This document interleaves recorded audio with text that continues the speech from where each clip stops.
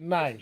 All right, so we're live now, and this is definitely a different episode because normally we have multiple topics, but the one and only topic is Mrs. Jackson, or now Miss Jackson, the wife of the fraud, Derrick Jaxn, that we told all y'all about. Yeah, we told y'all. We told y'all.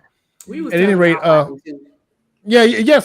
Some women were on code and were like, yeah, we don't buy it. Yeah, some of y'all were, but there was a lot of them that were like, y'all just hate us. Y'all just don't want to. He holding men accountable. He not telling y'all. He telling y'all secrets, nigga. He was the secret He for sure to y'all. We knew what He he was. was. Anyway, The Absolutely. blueprint.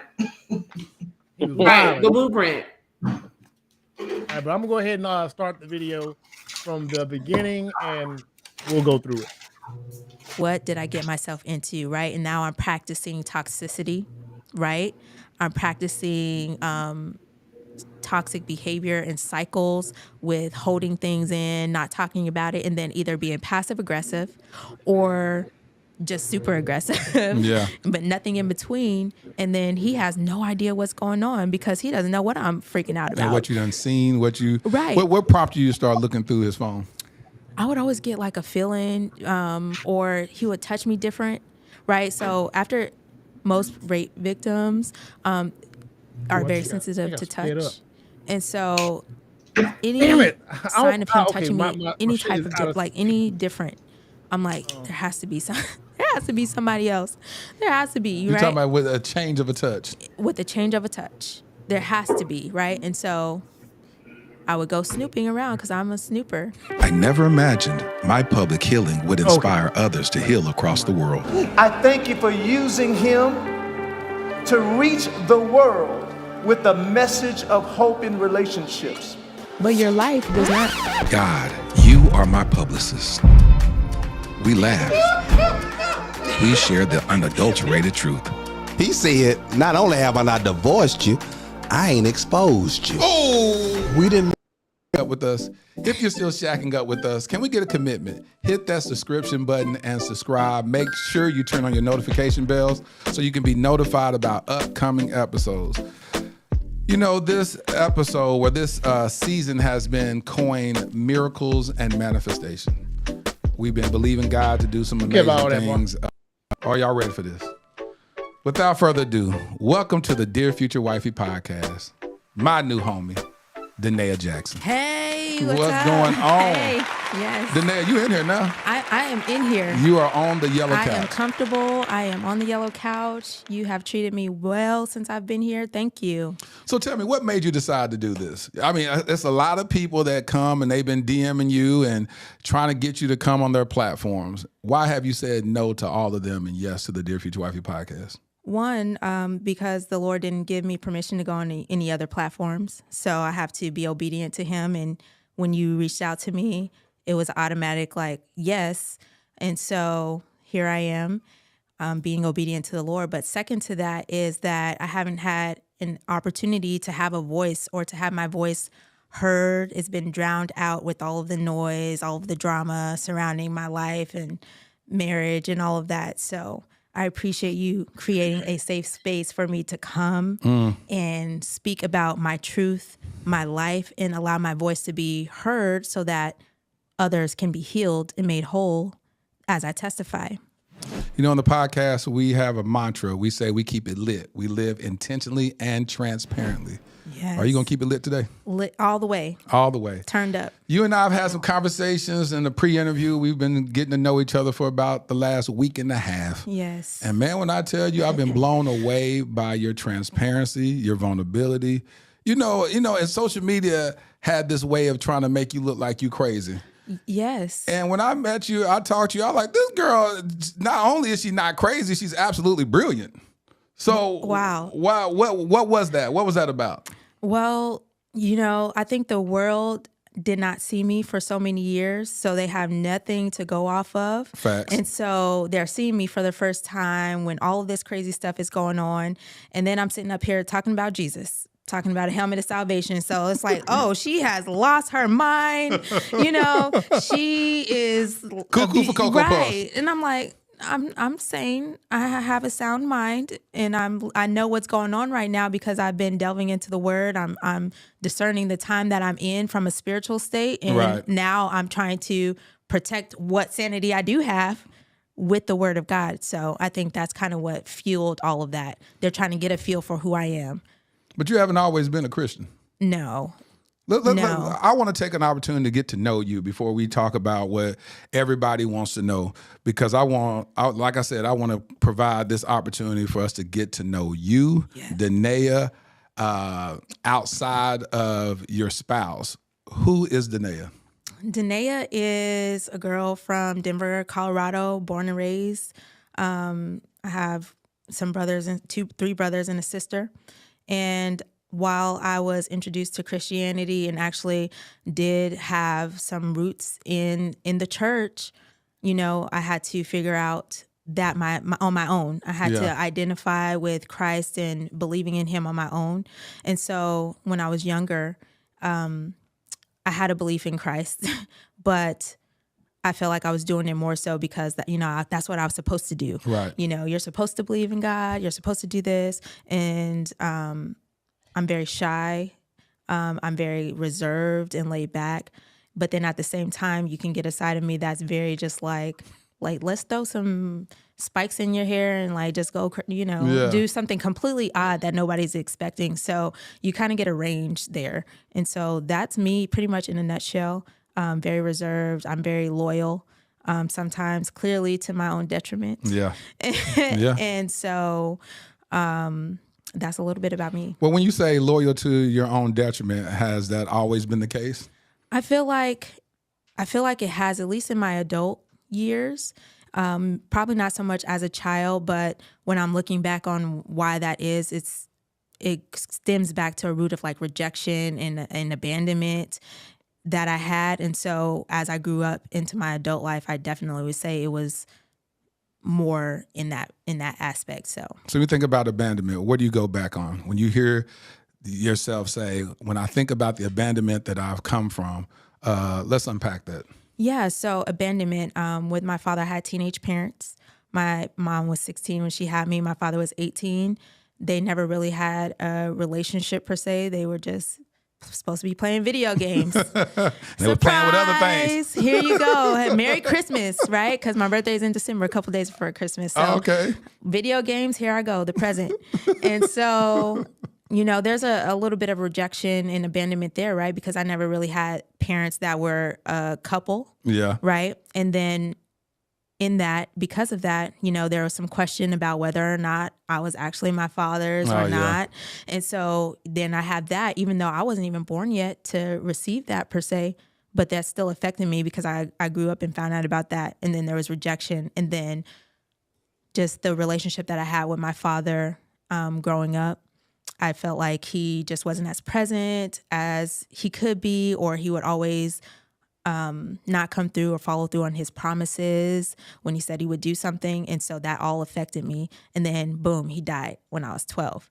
And so then, I'm just left to try to figure out this thing on my own. And so there's abandonment, there's rejection there. And as I was younger, I used to be like a tomboy per se, right? And that was because I wanted the affection of my father. I had two brothers at the time, and so they were playing football. He was their football coach. He was involved in all their activities, and I'm over here, just this little chubby girl over here. You're chubby. I was fat. I was fat. You're a fat little girl. I was. My mom was in culinary school at the time, so she was practicing, and I was eating. You was helping her pass her assignments. Exactly. And so I would try to, win his affection and his love by trying to be like a tomboy, like my brothers, like play football. I wanted to be on a football team.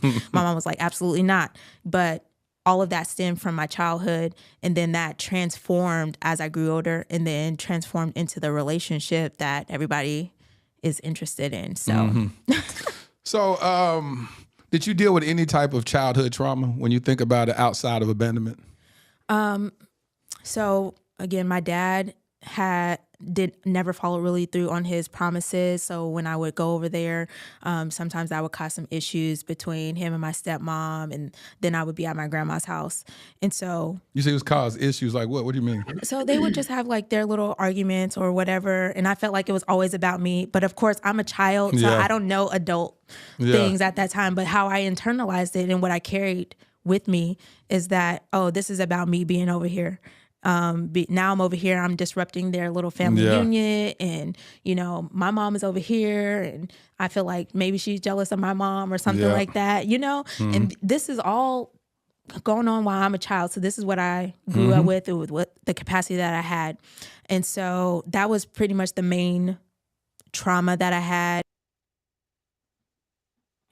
So she gets into the meat of it, in the next segment that I'm going to share, but I don't know if anybody wants to weigh in any thoughts on that. The main thing I picked up on from that is that abandonment she felt from her dad, so she definitely had some daddy issues.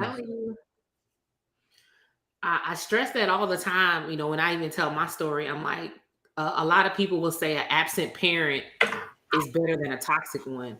And I always subscribe to both are just as damaging because the not knowing piece leaves a whole lot more to be desired than versus I have somebody here who's toxic. I know I don't like this. Let me do the complete opposite of that person. When you don't know, when you don't have any kind of frame of reference to build from, you end up doing everything and anything just to get that feeling that you're looking for. And for me, it was physical abuse from men I dated at that time. So I'm feeling the sister because it's like I see it that not having a relationship with your father is probably for women, I think is more detrimental than a lot of people want to admit.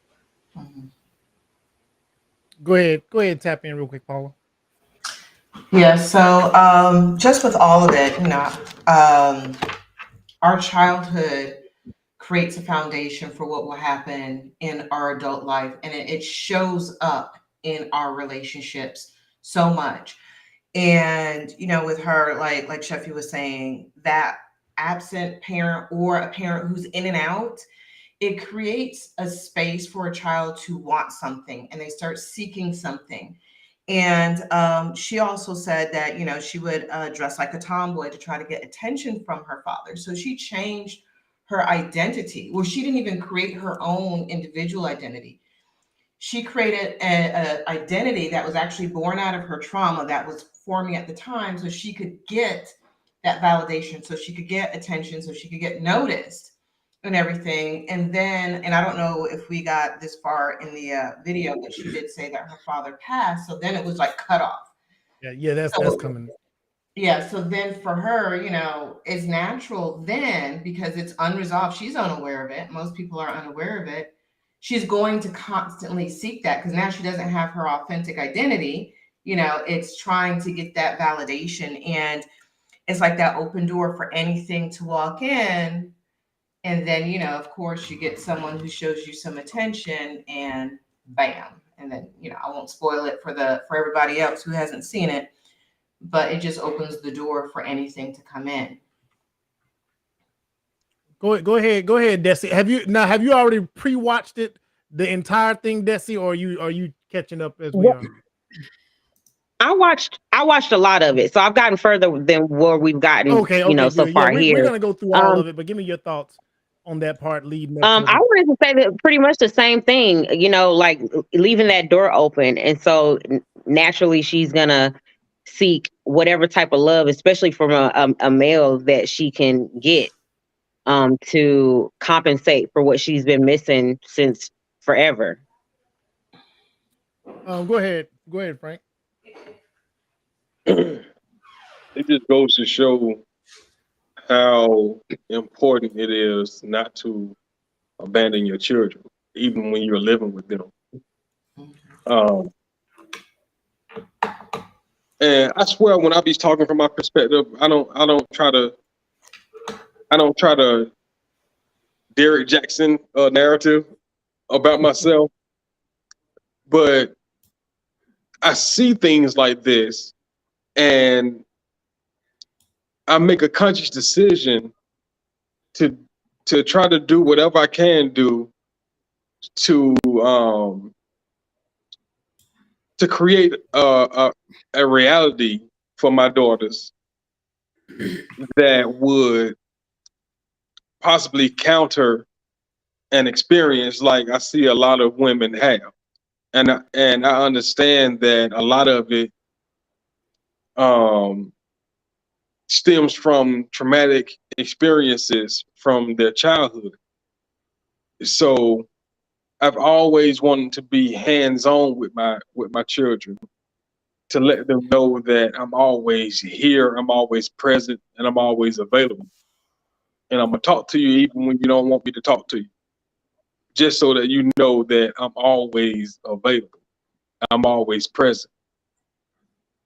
And I just don't understand how you can create a life and neglect it for whatever reason.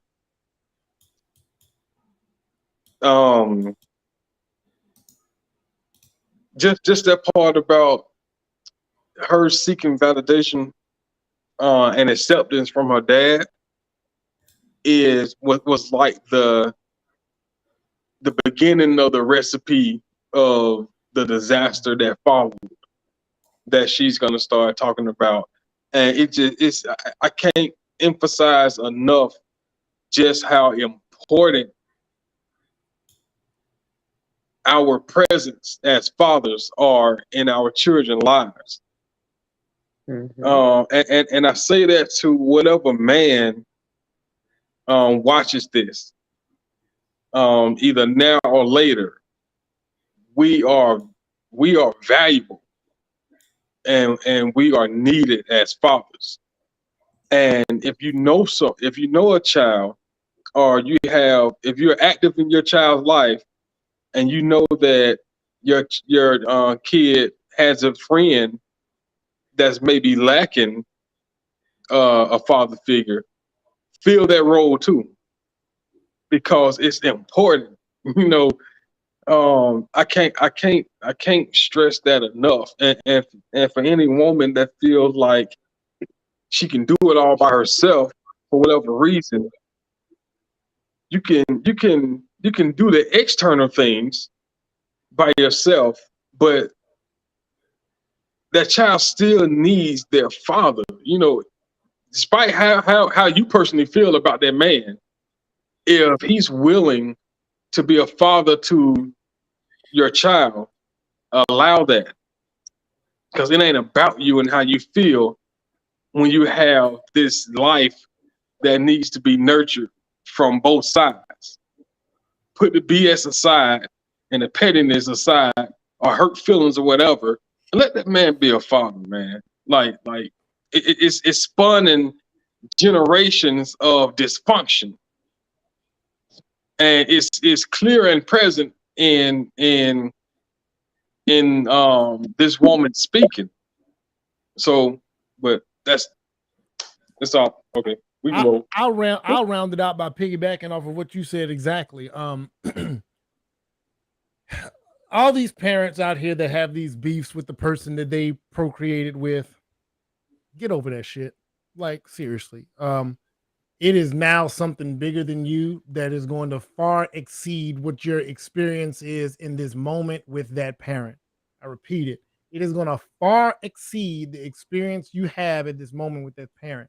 The women that feel some way because it didn't work out with the dude, go get some therapy and get over it. Don't block that man if he's not abusive and treacherous. And to you men that are beside yourself because she don't want you no more, and you're going to then say, well, to hell with her and to hell with that child. No matter what you experienced, your child will experience something far worse if another man doesn't fill that void. And that's by any means, whether it's a stepfather or whether it's a predator of some sort. Somebody is going to step into that gap when you are no longer present and available, when she's seeking, when when boys are seeking, and right now this ain't about boys, this is about a woman. But children in general need their fathers there, man. And you just got to get over the dysfunction that you may have with that parent. Get beyond it legally. Just get beyond it, because again, like my man right here said, you're needed, man. It's vital. It's no doubt about it. There's like life is like this goddamn tunnel, and for women, a lot of times, for young girls, that dad is the light guiding them through it. It's better that your daughter chooses to go the opposite direction and know better than to just not know it all. Because if she chooses to go the opposite direction and knows better, she at least know what she got to get back to. But when they have no clue at all, man, their failure is etched in stone. It's guaranteed. Anyway, I want to get to the next segment because it definitely gets deeper. The more she talks, the deeper it gets. And so I'm going ahead and get to the next segment. I didn't have another trauma until I was 19, where I was raped. And so I still kind of include that in childhood trauma. So it's been an interesting thing with this season of the podcast. It's like almost every woman that has sat down on this couch during this season have dealt with sexual trauma, sexual assault, rape. Yes. It was a statistic that I read that was 1 in 5 women have dealt with sexual assault. And then now they said there's probably 1 in 3 or something, like crazy. Absolutely. What happened in that? Was it a boyfriend, a date rape situation, a relative, or what happened, if you don't mind sharing? So I was 19. I was on summer from college, actually. And I was going out to a party that I didn't tell my mom about. I was, doing my own thing, and I went there, and I did have an ex-boyfriend there, and a couple other people, my family, my brothers were there, and their friends and things like that. And so we were all drinking, having a good time. I was downstairs, and one of the people there decided that they, seen me and they wanted what they wanted. And so I was grabbed from behind. I was pushed down, and then, there's that story of being raped, but everybody was upstairs, so they couldn't hear me downstairs, in the basement screaming over the music and all of that. So how'd you process that? Did you tell anybody? I did not process it. And so I did not process it at all. I didn't tell anybody. In fact, then I didn't go home that night. I actually stayed in the house with my abuser, right? Not like in the same place, but they were like upstairs, I stayed the night. I didn't tell my mom where I was at. And I actually lied to her and told her, hey, I was at my uncle's house with my aunt and my brothers. And so I never told her, and I never told anybody else. I actually held it for 5 years. And then I briefly mentioned it to Derrick at one point because he was talking to someone at the time. And then it came up like in the conversation. I was like, I was raped, and this just triggered that. And he was like, what? So he didn't even find out till 5 years. And it was just brief conversation. And then I never really dealt with it. I never got that therapy or counseling. And I didn't get that until I was 30, which at that point was about 12 years after the experience. And when I started unpacking it, I started to realize how much that single event really affected my life, affected my sex life in marriage, affected my mental and emotional state, affected almost every aspect that I didn't even know that it was affecting. First of all, thank you for sharing that. It's always hard for me to hear that. I'm trying to be present at it because I have a daughter. Yes. And one of the things that I was super vigilant about that, because me and her mom wasn't together as my daughter was matriculating through her adolescent years. And I was always like super like, who you dating? Who's this guy? I want to know. Like I was just on edge because I said, I just never wanted my daughter to ever have to experience that, and for me to have to experience that. Yeah. Because I don't know how I would have reacted and responded. You know, it's hard. It's hard when you have girls, and a lot of times it happens with people that you know, Yeah. and that you trust, right? So my abuser is somebody that I know, or knew, and so your guard is automatically let down. It's not something that you can anticipate. So it's like, okay, you're doing the right thing, asking the questions, where you're at, what you're doing. Yeah. But sometimes you have to be like, I don't care who it is, uncle, brother, cousin, grandpa. If you feel uncomfortable at all, I need you to let me know so then we can address it, you know, so. Again, thank you for sharing that. Yeah. So you met your husband at what age, and how'd y'all meet? At 19, we met in business calc class You want me to at stop, Tuskegee Paula? University. Hold on. So you met him shortly after your rape experience? I did 3 weeks. 3 weeks? Wow. Did anybody want me to stop for them to tap in real quick? You can. Huh? You can. So I want to pause right there. She met him 3 weeks after that experience. What's crazy is what he said to her when he met her. Apparently, he gassed her up off top from what she said when I saw that interview initially. It's bananas to me. It's almost like this type of person preys on people like this. You understand what I'm saying? Like, it's wild to me. It's really wild to me. Like, what are the chances of you meeting this person after something like that 3 weeks after they experienced it? You got everything that she want to hear. You got everything you want to say that she needs to hear. Suddenly, just out of nowhere. I listen, bro. The amount of things I can say about this nigga. I'm gonna mute my mic, bro. Yo, when listen, coincidences. I've always said something. Anybody that's played sports in any way, shape, or form, or anybody that's been in any competition, you know when somebody's weak. You can pick up on it. Football, when somebody got a busted ankle, you roll that ankle a little hard. When his ribs is hurting, oh, you fall down. You notice, you know when somebody's withdrawn, when they're a little off to themselves, when they don't have friends, when they in the cut all the time, and I'm not just talking about somebody who's socially, not necessarily outgoing. I'm not talking about that. I'm talking about the physical demeanor of somebody that's been through. You notice the difference between them and everybody else. You notice that difference. Go ahead, Paula. You want to tap into it real quick?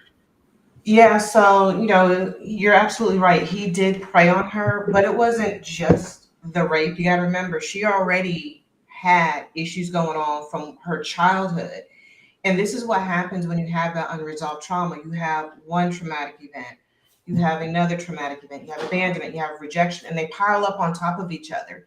And you do start to present to the world in your trauma where you don't have that self-esteem, you avoid the spotlight, you carry yourself without confidence.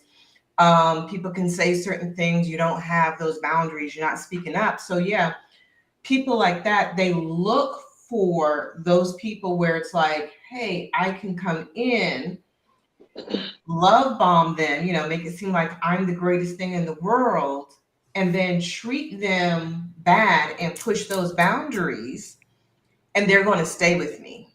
And it's like an attachment, and it's like they're sucking the life out of other people, and they absolutely look for certain people. So they look for those, and it's really interesting because they look for those who are lacking that confidence. And then on the other spectrum, they absolutely do look for women, and I'm just talking about men here, and it does go both ways, but they look for women who do have a lot of confidence, because then it goes to the whole thing of, I'm going to try to knock it down. I'm going to try to break it down and take it from her. So there's like two parts to that. But for her, she definitely was that person that was lacking that confidence. Because remember, she never built her self-identity. She wasn't sure of herself. She was seeking validation. So you throw that rape in on top of that, kills your self-esteem, your self-worth, your value, opens that door that she already had open even wider. It's like, the garage door is wide open now. Something that she said early on in this interview that really struck a chord with me was when she said she was looking for the validation or that affection from her father. And she was like, it was good to get that. You feel me? She was chasing it. You feel me? And my therapist said something to me a couple years back. She said people that usually end up in these situations are usually like addicts. Like it's like an addiction.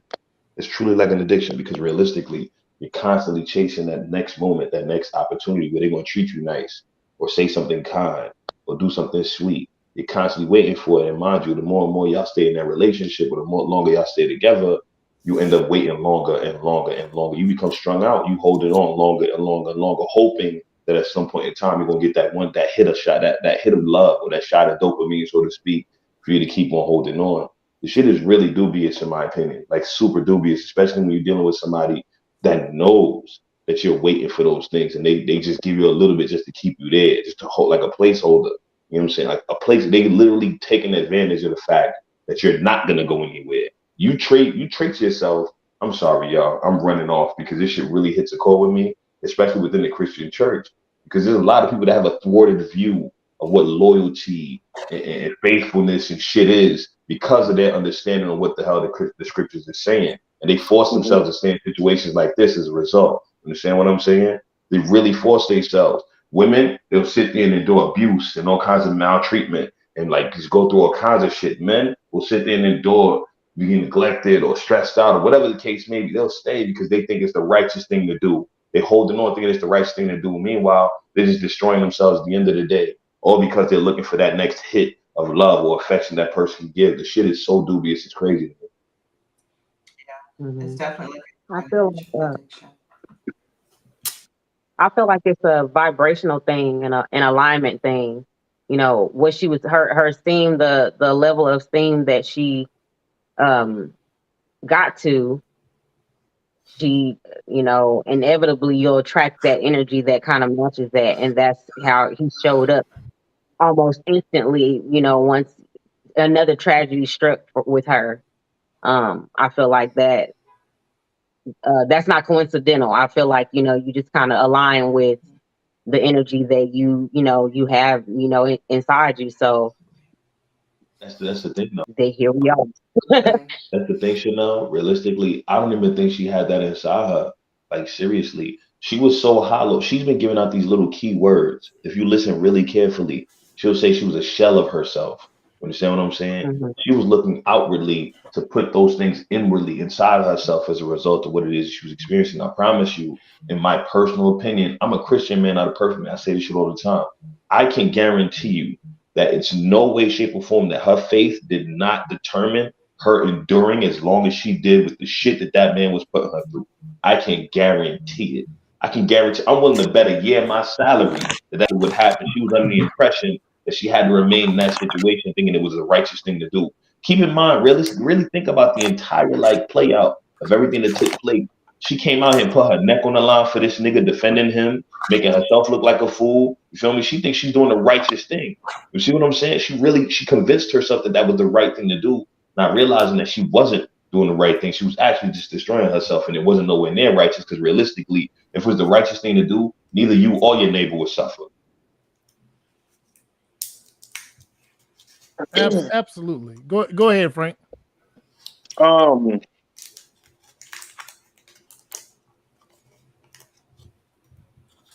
The act of rape completely disgusts me to the point where I can't even watch it if it's being if that's a scene in a movie, I turn my head or I'll fast forward. So I can't imagine the reality of a woman that has survived a rape in the county.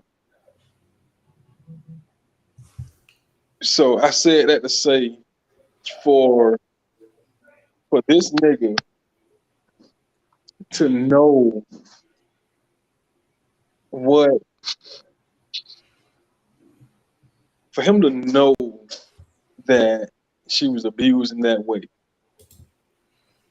and he inflicted his own form of abuse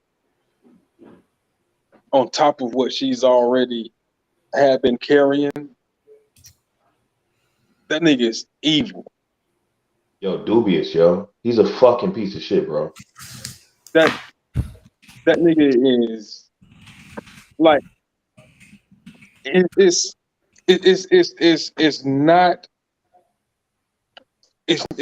not a character flaw type thing. That's who he is. That's malicious is the word you see. It's a spiritual type thing to where you are comfortable living in the worst state of human nature, to where you can not only succumb to the worst of human action, but you're comfortable in it. Because the nigga kept doing it. Nigga kept doing it. Like literally just lived in taking advantage of somebody that's just damaged. Just lived in it. Nigga just kept piling on. Just piling on shit after shit after shit after shit. And would sit up in his car and make these videos talking about what you need to avoid and what type of man is this and what type of man is that and what a real man is. Like that is we hold on, we're gonna get to that. This nigga was literally writing. He was writing the story and acting it out at the exact same fucking time. Hold on, wait. We gonna get to that, boy. Y'all boys. Hey man, y'all jumping ahead. I'm gonna play a little bit more of it because it gets to that. It gets to that. Well, Manuel, before you get to that, there's one thing that I want to say. So I know, you're talking about, the guys are talking about how he was evil. And, I've taken the time to really study and understand narcissism. I'm not going to call him a narcissist because it's a true diagnosis that needs to be done by a therapist. However, he's displayed many, many of the characteristics. And one thing that someone like that lacks is empathy. And when you don't have that empathy, you are unable to, number one, care about people because you really don't know what that is. And you take, you find someone who has that heart or who has that loving or needs some love, and they literally take it from them. It's like a vampire. And it is, to me, it is evil. And they just drain it and pull it from you. So it's a lack of empathy. And that right there, it can't be fixed. So it's not. I'm gonna be real with you, Paula. I don't even want to give him the clinical definition or the clinical diagnosis of even hinting at the word narcissism, because realistically, even narcissists understand that they have a problem. They may not be able to empathize, but they're very aware especially after being diagnosed, they're aware that there's an issue there. This guy is still at this present time, right now, he is still at this present time, still treating this as if there's nothing, like he's top dog, like his shit don't stink. He's right now probably recording a video right now in his bullshit ass green screen office, pretending like he got all the answers right now. We talk about next level evil. And women are sharing it. Yo, it's wild to me. We talking about, you know how fucked up you gotta be to really look at a person, bro. See that I don't even want to talk about her in the negative with regard to her damage or hurt, because realistically, understand what I'm saying? I'm not going to talk about her like she's broken or damaged and none of that. She was taken advantage of, my guy. Like, she was really taken advantage of. You know how fucked up you got to be to see a person broken or not and think about the possibilities and the opportunities in which you could benefit from taking from this person without ever fucking doing anything beneficial for them in any way, shape, or form? Right. And I'll just say this, I guarantee you, one of the reasons why he's still showing up as he has been is because he has a supply. He has a following of people that continue to allow him to feed off and feed off and feed off and continue to give him exactly what he's always been seeking. So just as long as he has people feeding off, he's going to continue. It's never going to stop. And he's going to leave victims in his wake. He's just going to continue to do it. Him in class, yes. Right. And so then we add on another layer, right? I went straight into a relationship. Even though it wasn't like immediately we started dating, but I met him and there was interest there. I went straight into that without even acknowledging, dealing with the rape. I pretended like it never even happened and got myself into a relationship unhealed. So. What attracted you to Derrick? He's very charming. He's very charming. When you see him, he has a charisma and a presence about him that is just like, it sucks you in automatically. And then he's very funny. And so that humor drew me in as well. Of course, he has the looks to go with it. So there's that. So it's a perfect little balance of everything. everything. Yeah, it's a perfect balance of it all. And so when you first saw him, did you just see him as somebody that, oh, I'm interested in him? Where is he pursuing you, or y'all start off as friends and it evolved to something greater? Or what? So I actually was very quiet. Again, I'm pretty quiet overall and to myself, but he see me in class. I was the quiet girl in class, and he was like, "Hey, are you a model?" I was like, I used to do some modeling, right? Because I had all these pictures of me doing some modeling stuff from high school and all that on my little binder. Yeah. You know, I'm still having this high school mentality with all the pictures on the binder. So I'm like, this is cool. I'm going to put all these picture collage on here, right? And so I had all that on there. And he was like, "What? Did you model?" And I was like, that right there. He saw that and knew exactly what time it was. Fucking fine, bro. Like a gazelle. He saw the young kind of, she don't know. She in college. She don't know that she got to put that away. Oh, she green. You know what I'm saying? Her binder with the pictures on it. She still think the high school stuff is cool. I got one. Come on. I got one. He saw that. Yeah. From jump, he saw it.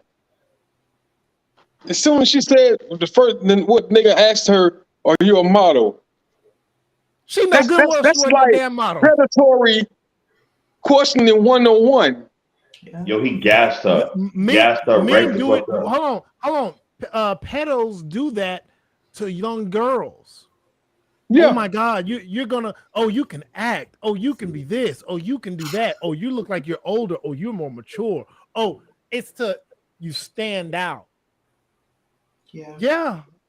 Giving her that attention she knows she's been seeking. Yeah. But adding a little icing on the cake of it. Oh, you used to model. I don't know she didn't model. Come on, man. He absolutely knew what he was doing. But this their guru. It's their guru. I used to do some modeling, and he's like, "Can you tutor me?" I was like, "Yeah." So you wasn't just a quiet girl; you was a smart girl too. Yes, quiet and smart, right? And I had these crazy braids in my hair that were not upkept. I had pimples all over my face. So it's like one of those classic movies where it's like that, the ugly duckling, smart girl in the corner, and then all of a sudden, look at this face, you know, you're right. And so it was like one of those classic fairy tale kind of stories in that regard. But he asked me to tutor him. We met up in the library, and I'm so awkward. He's like I'm sitting on the opposite end of the table, and I'm just like this. You're talking about way across. Yeah, way across, and I'm just like, "Okay, are you ready?" And he's like, "Why are you so like stiff? Like, why are you sitting that far? Like, what's going on?" And I'm like, "Oh, okay." Oh, it is okay to like be a little bit closer. Had you not been in a relationship before then? You haven't had a boyfriend? I had had a high school boyfriend. Yeah. And But it was I went to all white high school. Okay. So, let's put this in some context. I went to all white high school pretty much. There were some black people there, of course, but it was different than going to all black college.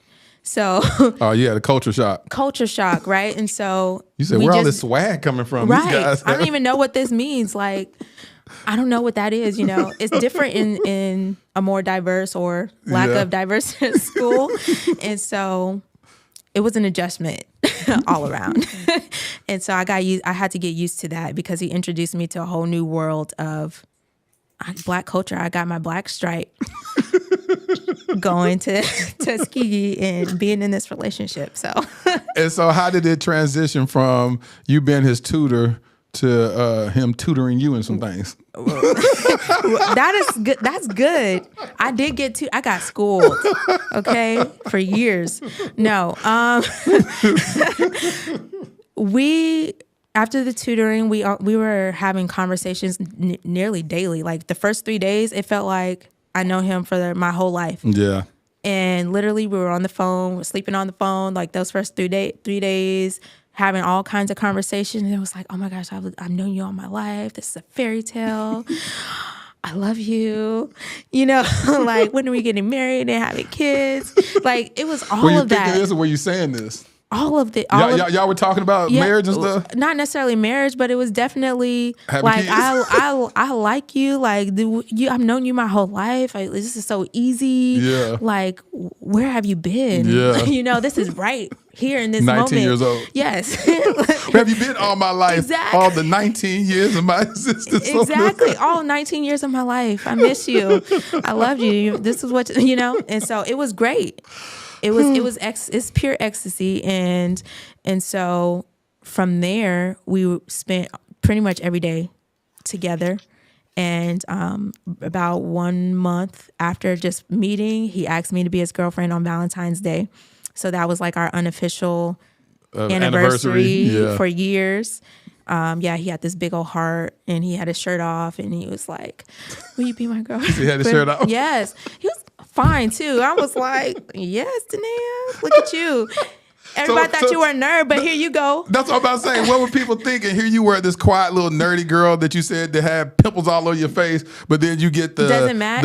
You get the sexy. What did he play football? He or did anything? play football. So you got the sexy jock. What was that about? Fire. Like, for me, that's what I was thinking. Like, listen, Danae, you have upgraded. You are coming into it, right?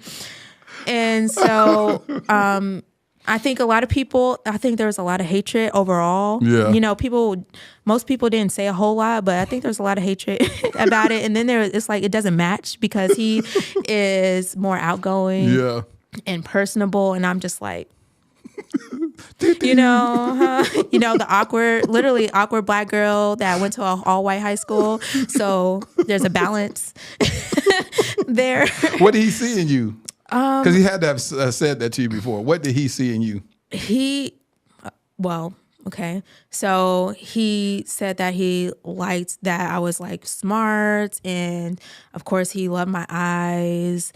And I feel like now, like looking back on it, I feel like there was a lot of compliments on like the physical attributes, as opposed to more of the mental and emotional attributes that I had. But then again, you know, we were in love after 3 days. So seriously. And so you weren't chubby no more in college, huh? I still had a little bit of chub. I was in the marching band for a little bit. So I had slimmed down a little bit there, but I still had a little bit of weight on me, but it was proportion. I feel like, you know. It was enough for him to like her. Enough. Listen, he did not complain and I wasn't complaining either. So there's that. 3 days we in love. We're going to get married and have a bunch of kids. Absolutely. Listen, I made him them peanut butter jelly sandwiches. He was, listen, you ain't going nowhere. white or wheat. I made White white or or wheat. wheat? You like the crust on or what? Yeah, you trimmed the little crust around the side. Sure did. Real story. Cut into a little heart and give it to him. This Exactly. anniversary sandwich. Exactly. I actually really did that. Believe it or not. I know we all try to do the best we can with whatever gesture we had at that moment. Yes. So I love it. I love that they call it puppy love. Yes. I love that moment. And so y'all were in college together. You were 19. Are y'all around the same age? Yes, he was 19 as well. He's 5 months older than me. 5 months older than you. Y'all both 19. Y'all both in college. And when did it change from dating to engagement? How long did that take? 9 years. 9. All right, before we jump into that, man. So I mean, and she's able to look back and laugh at it. And so I want to say this before I let you, before you guys jump into it. She's able to look back and laugh at it because I know in those moments, we all been teenagers. You know what I'm saying? We've all been young. And there's no doubt that when you're that young, regardless of what your experiences have been prior to that, it feels good because you have no perspective. You don't have a 30-year-old's perspective. You damn sure don't have a 40-year-old's perspective. You have no guards. So it all feels good. And like she said, man, she was on this level and she felt that he was on this level. It's another thing. It's not a coincidence that he chose her because he knew that she knew what level he was on. And she acknowledges that she knew, hey, you upgraded. Look at you. And with all the haters. And one thing we know that breeds in a college atmosphere or an atmosphere with a bunch of young people, when the quote unquote top guy is coupled up with the girl who shouldn't be the nerdy girl. She's not the cheerleader. She's not out front all the time. What does that attract? Us men, we know what it attracts. It attracts other women. All the other women want to show you, I don't know why you got with her. Let me show you what you missing out on. So I don't want to go down the deep end on that. I want everybody else to get their perspectives in there. So you go ahead. I'm gonna go the other way around this time. I'm gonna start off with Frank. Go ahead, man. No, that's absolutely true. That competitiveness amongst women, that not saying all women, but it does happen that need to be seen with either the guy that got the fancy car or the guy that flashed the money. And this ain't no red pill, miss. This is observation of real life amongst young people. It's that attention that is craved, and niggas know that, which is why they go out and get these things that attracts the attention of women, even to the point of getting a lesser attractive woman, knowing that it will attract the other prettier women. I've had, because it happened to me when I was younger, that if I spent more time talking to a lesser attractive girl, if another attractive girl felt like I shouldn't have been that interested in having that long of a conversation with that girl, they'll come and grab me by my arm and drag me away. Or this girl, my well know what I'm talking about. You finna talk about the unmentionable. Before I started to date her, I knew what it was because I curved her when we was in high school. But we was that her Monique was her friend, right? Manuel. And Monique had like 3 cousins that was pretty bad. So we were all at Monique's house and one of the cousins picked up on the fact that Unmentionable liked me. And so we just sitting down chilling, conversing and whatever. And so her cousin came and sat on my lap. And Unmentionable jumped up and stormed out the room.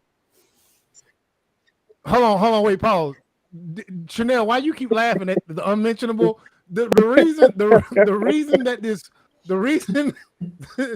reason that we have named his ex-girlfriend the Unmentionable is because at that time of his life, he was so down and out that he really shouldn't have been dating her anyway.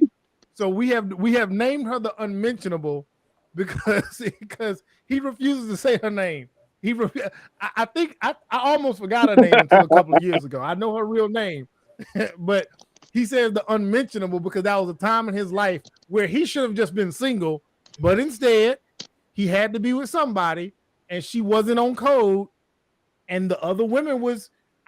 I tried to get this dude to go out on a date with somebody else, and because he hadn't really he's so faithful that because he hadn't broke up with the Unmentionable, he refused to go out on a date with this other woman I set him up with. Man, horrible. And that's just go ahead. Go ahead, Chanel. Go ahead and get on in there. I don't have nothing. What about you, Jamel? Go ahead. He basically what Derrick Jaxn, the relationship guru, did was he upgraded her. It was obvious, and you could see what's coming. I honestly can't even say that dude upgraded her with respect to the position he played in her life. I know. So, listen, hold on. No, I know what you're saying. I know what you're saying. I know what you're saying. Based on societal, based on the way people perceive things, then people gonna look at it like she's doing better than them simply because she got the hottest guy, whatever the case may be. I get how it works. It's really immature, but I get it. I do. But realistically, in my opinion, this was a bag fumbled, fam. Because I have yet to hear anything coming from Shorty that makes me look at her as anything but deep. I wish I'd have found Shorty 18 years ago, to be real with you. I can't even I can't even call it. Shit like that really frustrates me because people like that always end up with the worst kinds of people. You feel me? It's almost like, and I don't know why, I don't know who told me this, but they was like, for whatever reason, they believe that we end up with the wrong person so we can gain lessons before we end up with the right one. And I think honestly that shit is so corny.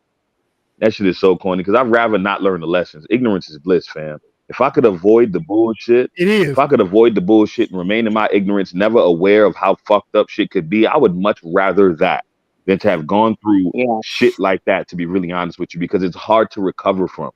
It's very hard to recover from. Fam, one thing I've seen in this whole video is that she's handling herself with such poise. It's insane. It is insane, fam. It's insane. She handled herself with less poise when she was with the nigga than she is now while she's without him. You understand what I'm saying? Yeah. It's obvious. It's wild to me. It's really wild to me. It really is, bro. Like, I can't.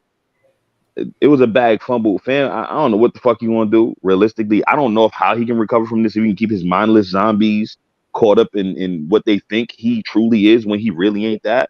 You know what I'm saying? I don't know how long he can keep up this act, because realistically, we already heard his side of the story. He came out the gate from Jump Street running his mouth about what the fuck it was he wanted people to believe. He tried to control the narrative. And she shut up. She shut up for a really long time. She ain't say nothing. She just took it. She took the ridicule from the shade room. She took the ridicule from all the blogs and shit. She sat there and took it, fam. She sat there and took it. I don't know what he gonna do now with her story being out. I'm waiting for part 2 personally. Because realistically, bro, like I said, I refuse to say anything negative about this woman.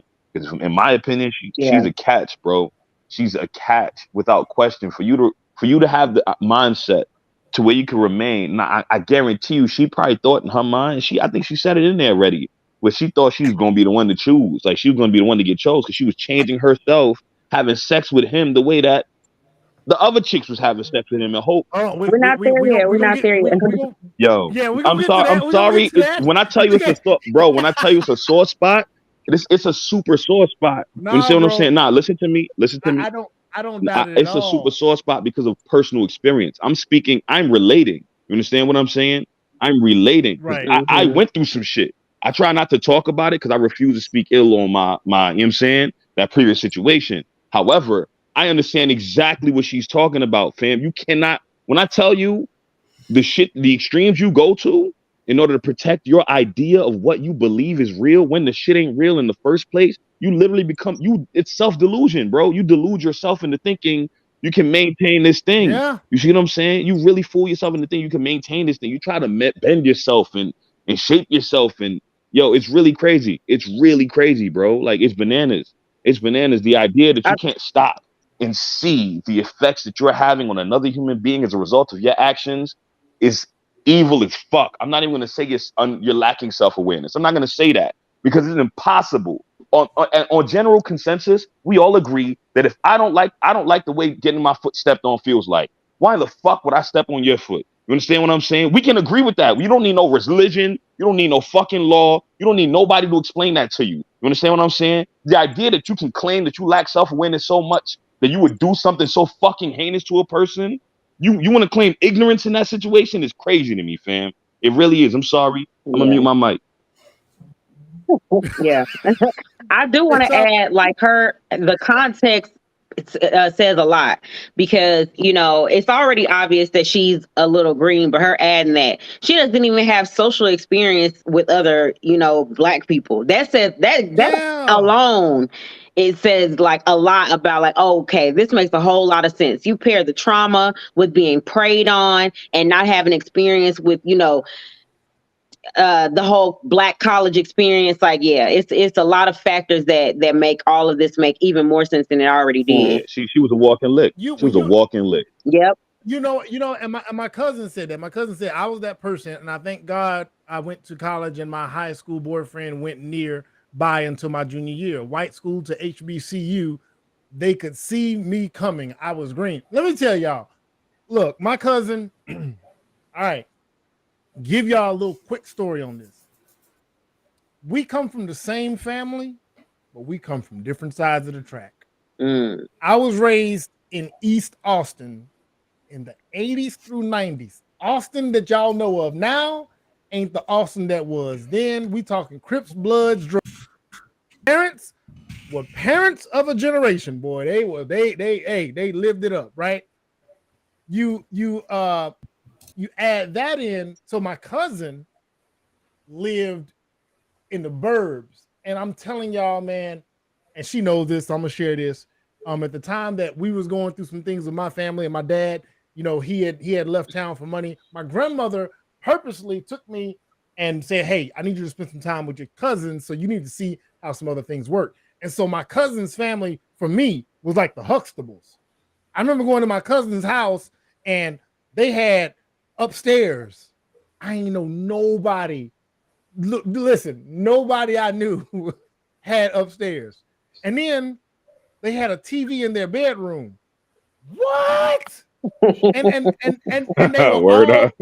and they were all well spoken. Now I was well spoken, but I'm in the hood, so I gotta you know, flip it. You know, around grandma and them, I talk like I got some sense, but in the hood, and I would go to my cousins and they just all speaking so well and so articulate. Now I'm like, oh my God, so it's a bunch of them was talk like this, and we in the same blood. So for her, when my cousin says this, she's not playing. And so I can't imagine my cousin going to a HBCU, being dropped into that world.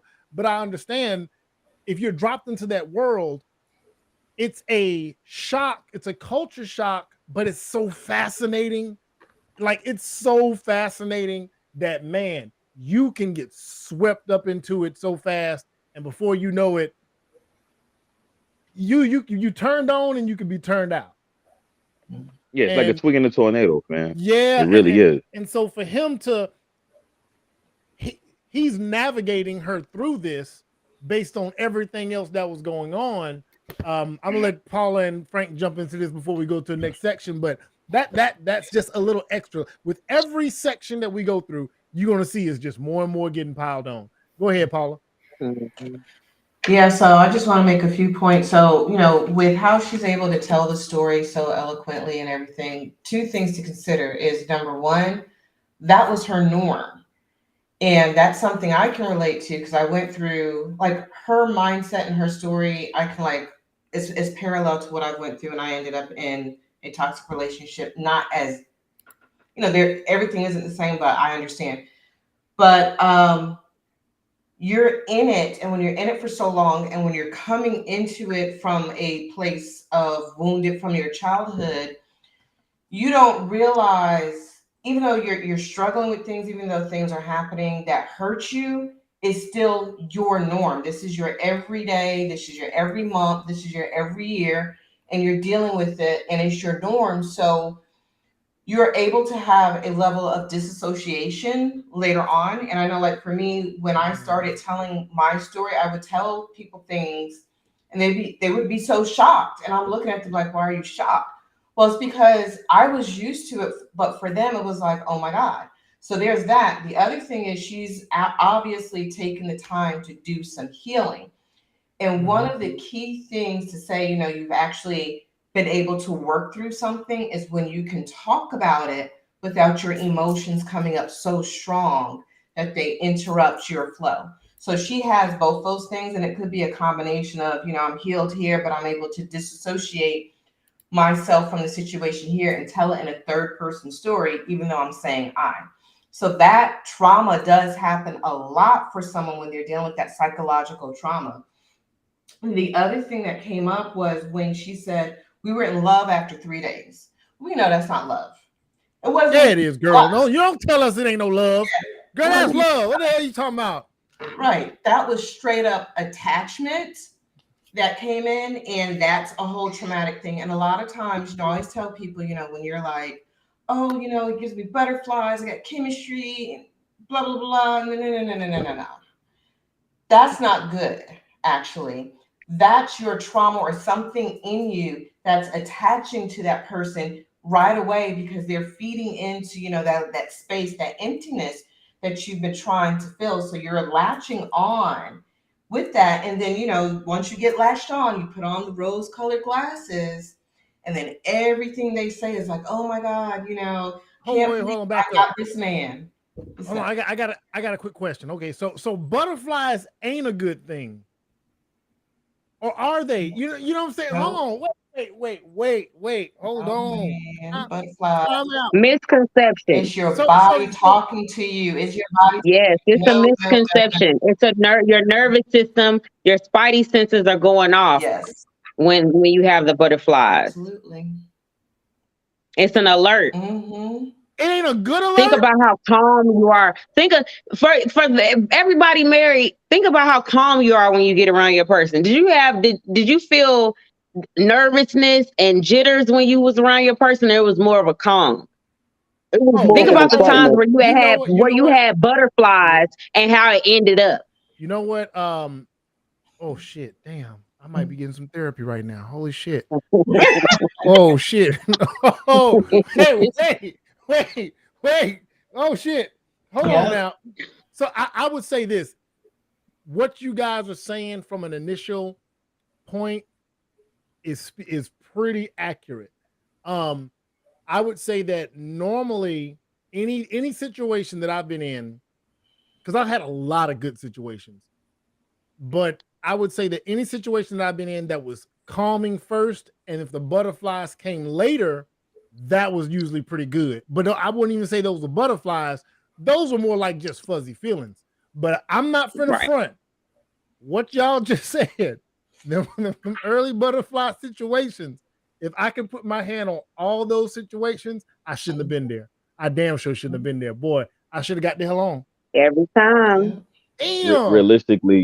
Realistically, in majority of cases, if a person feels butterflies, it's not even necessarily that there's something bad on the horizon, because it very well could be. But in reality, you're so infatuated with a person that you completely ignore all of your better judgment. Yeah.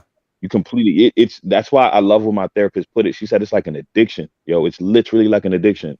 You feel me? You're so hopped up on this dopamine. You're so hopped up on how good this person feels to you that you're not even thinking straight. There's nothing you thinking about cashing out your 401k and giving this motherfucker the shit ASAP. You understand what I'm saying? You literally lose all your better judgment. You see what I'm saying? So when it comes down to the butterfly situation, I genuinely, me personally, I don't think necessarily the act of feeling them or the act of feeling them warm and fuzzy or butterflies itself is a bad thing. I think the act of allowing those butterflies to determine whether or not you move or don't move is a problem. Because if you allow those to dictate your movement, then there's no telling what you will and won't do with that person determining your emotional state. Because clearly they're determining your emotional state. I remember having this conversation with my wife, actually, and I made a point. I said, when it came to love and using the word, and I didn't play with the word, and I don't play about the feeling. And she asked me, she said, "Well, when did you know?" And I said, "Oh, I knew before I said it." I said, "Well, I think I knew before I said it." And then she's like, "Well, why didn't you say anything?" I said, "Because I got to be sure." I'm like, because once that word escapes, I don't know what that domino effect is going to be. I said, but I got to check that. I feel something. Nah. Now it's time for me to take a step back and look at that. And then, of course, you get hit with, maybe it's a little paralysis by analysis. I'll take that because I'm going to be sure. I don't gamble. I make informed decisions. That's the way I like to put it. And so those butterflies will get you make an uninformed decision because you just feel so good. You just finna go with it. Absolutely. Listening to her story is very triggering for me. Same. And because I can remember I met my father for my first time when I was 19. It was August. And he pretty much told me my mom was a crack whore and I wasn't his kid. A week later, I met the guy online who would be the guy that raped me. And then the day after that is when I started a relationship. The day after the rape was the day I started a relationship with a guy who beat me for 2 years. So listening to her story is just like, man, I know so many women that can tell that same story in similar ways. And it's just really disheartening to hear, even though, I'm far removed from what has happened over the years, but every now and again, just having to talk about it or having someone else talk about it, it just drags it all back up. And just listening to her is just, it boggles my mind that there are so many people like me out there. You would think, because when things happen to us as women, a lot of times people say, "Oh, well, that's just the nature of being a woman." And like I say, 1 in 3 women have been sexually assaulted. That was the first and only time I've been raped, but that definitely wasn't the last time I was sexually assaulted. And this thing is become, like Paula said, it's become normal. In that we have these conversations with our daughters, with our sisters, just trying to prepare them for this could potentially be the life of you as a young woman. And it's really disheartening to just really think about how many women have been impacted this way. And the men that will see damage and also inflict damage. And a lot of those men are damaged too. Because hurt people. Man, fuck his pain, fuck his damage. I'm sorry. I'm not talking I'm about him sorry. I knew specifically. that. I'm not I'm necessarily sorry. With talking about respect him to you, specifically. Sheffy, and I swear, with respect to you, I have mad respect for you, Queen. Fuck that nigga. I don't want to give him even the room of even having that space. I had an argument with somebody earlier today about that very thing. Like, oh yeah, he must have some issues. Fuck his issues. Fuck that nigga's issues. Because he was at the top of his game in college. Everybody thought he was the shit. Fuck out of here. And he used that to his advantage. That's called Yeah, leverage. but he's one of many. Of a significant many, and many of them are your friends. And I don't mean specifically you, I'm just saying guys in general. Many of these men like him are y'all homeboys who are the perfect husbands now. Many of them are.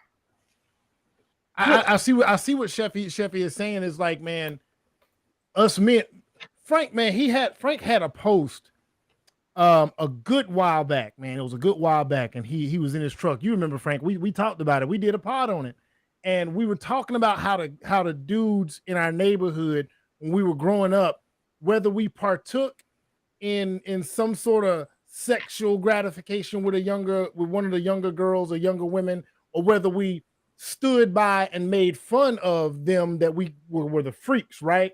And now, fast forward in all the years, now we understand that, oh my God, that was a girl that lived in the house down the street that we found out years later that she was being molested or something going on. Now the boys in the neighborhood, they're barely even aware. We don't, though, not me, because I ain't partake, but I knew dudes that would go down the street to get it in with those girls, and those girls would allow guys in their body, in their space, and in their soul, and the boys were just horny. That's it. They didn't care anything. They didn't ask questions. They didn't care. We're talking about 16, 17-year-old, 18-year-old, 19-year-old, 20-year-old. Man, take this up to 25, and like you can keep going. You can take it up to 30. And you can keep scaling it. But to your point is, some of these dudes are void. They're not conscious, or some of them might very well have their own damage and they're just moving through life. I'm not trying to discount what you're saying, Jamil. I get what you're saying. Like, he was at the top of his game, and I do believe what he was doing was predatory until this man comes out with a damn good story. Well, we won't even be able to believe his story. He'll never get the benefit of the doubt. But he would never get the benefit of the doubt because we've seen too much from him to where. But to Sheffy's point, there are men out here maneuvering, maybe not exactly like him with all this, and maybe not with all the same motivations, but to some degree or another, men are adding damage to women that already are coming in damaged, and then they just move forward. They just right. You know, the dudes dudes move will forward, literally like just pick up and be like, move okay, forward, I broke her, but I'm gonna be a better man now. Like the guy who whooped my tail for 2.5 years had the nerve to say, because we're in a group chat together to this day, he had the nerve to reference why I didn't finish school at Morris Brown. And I'm like, it was because of you. You beat me at band practice, and the drum major had to come pull you off of me. And I was too ashamed to go back.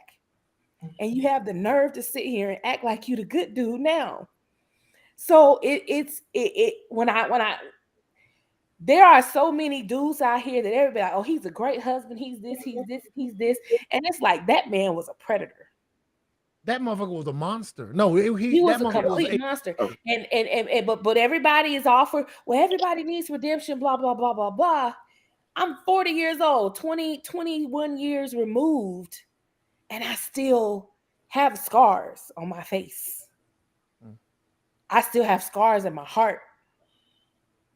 So just like, you know, he's saying, you know, fuck Derrick Jaxn and all his feelings. That's how I be to some of these men. Because it's like, yeah, okay, you got to grow from the experience. You got to heal from the experience. But have you apologized?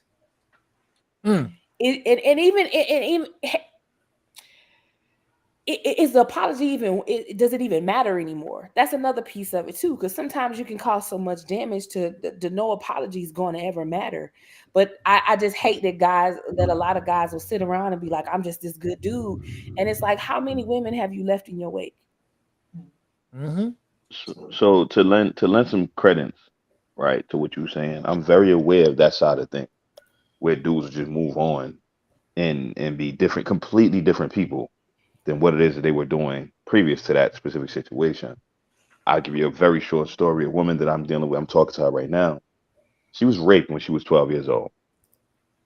I'm not talking about felt on. I ain't talking about finger pop. I'm talking about dude held her down on the floor and took her virginity at 12 years old, right? After he took her virginity, he ran around saying that she was a hoe. She was 12. She was 12 years old. He ran around saying she was a hoe, right? After he said she was a hoe, the entire neighborhood started calling her a hoe. Not just the niggas, the little girls too. Yep. His brothers started treating her like was a hoe and asking her for pussy. Well, since you gave my brother pussy, She didn't give your brother pussy, yo. Your brother took the pussy. All the little girls was running around. Her own fucking sisters. Her sisters to this day run with the whole fucking story, if you will, the narrative that she is a hoe. She been fast since she was 12. This is what they say. You understand what I'm saying? So when I hear what you're saying, I hear what you're saying concerning, yeah, dudes just move on. I hear what you're saying about these dudes be having their traumas too. I'm telling you right now, there are some sick motherfuckers in the world. You understand what I'm saying? And in my personal opinion, this is why I don't do gray area. I understand that the world ain't always black and white, but I believe it's predominantly fucking black and white, and the gray is only about 5% of it all existence. This is where Jay stand on this. These people know exactly what the fuck they doing, and they use it as leverage in order to get their way from other people. This nigga is now a successful producer, living his life just fine. In fact, I was doing an event here in Houston for my company, and he saw her and tried to give her a fucking hug, and I stepped in and checked the nigga like, get the fuck away from her. You understand what I'm saying? I understand what you're saying. These dudes be dealing with their traumas and shit like that. Who the fuck knows? Somebody might have played with his booty or touched his dick, whatever the fuck the case may be. But realistically, understand that, yo, you're responsible for what happened to you. You might not have had somebody to protect you in that situation, but realistically, you got to stop that shit from going forward. I ain't let nobody fucking take it. I was taking advantage as a little fucking boy. I'm not gonna sit here and detail all the shit that happened to me, but I'm not letting that shit determine who I hurt moving forward. I'm not letting that shit determine whether or not I put out my fucking traumas on other people. That's not what I do. I deal with the shit that I'm dealing with in order to make sure that I don't repeat or keep that shit perpetuated. How is it that we can sit here and consider the idea of traumas, fuck his traumas? And we're talking about somebody that's specifically a topic dealing with somebody that was specifically a victim to someone who was specifically the aggressor or the assaulter in this specific situation. I don't even want to leave room for that. Forgive my passion. I have dealt with fucking manipulators and pieces of shit on either side of the spectrum, both fucking genders or whatever genders you want to assign to the situation. I've dealt with motherfuckers that manipulated and took advantage of people on either side of the fence. I've experienced it firsthand. I've had women play with my fucking genitals. I've had niggas come on to me when I was a little boy, and these people don't give a fuck. They don't care about what it is that you got going. They don't care about your innocence. They don't care about what you're experiencing. They only care about doing what they consider to be normal. And they don't give a fuck about stopping it. They don't think about what they experienced and how it hurt them. They don't think about that. They're not thinking about, well, damn, that shit hurt me. I shouldn't do this to somebody else. That's just not even crossing their fucking thwarted mind. You understand what I'm saying? They're not even considering it. They're literally not even considering it. It's one of the reasons why I swear to God, if it wasn't for my faith, I'd be a loose motherfucker because I don't have much patience, empathy, or respect for people like this. Real talk. Listen, man. I remember there's this documentary and it's called God, I can't Deliver Us from Evil, man. And I was able to watch this documentary. I watched it once and then I watched it the second time years later. And it was following this Catholic priest. And we're veering off a little bit, but I'm gonna go ahead and hit play. And this priest was messing with these children. And the person interviewing him asked him clearly, so what was your experience like as a child? And he said, it happened to me too. And they said, so how did that affect you? And he said, it affected me. It bothered me. And he asked him, he said, that never entered your mind at any point. This goddamn priest, God, I wish I could remember this dude's name, but the documentary is Deliver Us from Evil. The priest said, well, no, because I loved him. And he said it with a straight face, didn't stutter. Like, they're so cavalier about it. They're so cavalier about it, yo. He had buried whatever it was that was his damage.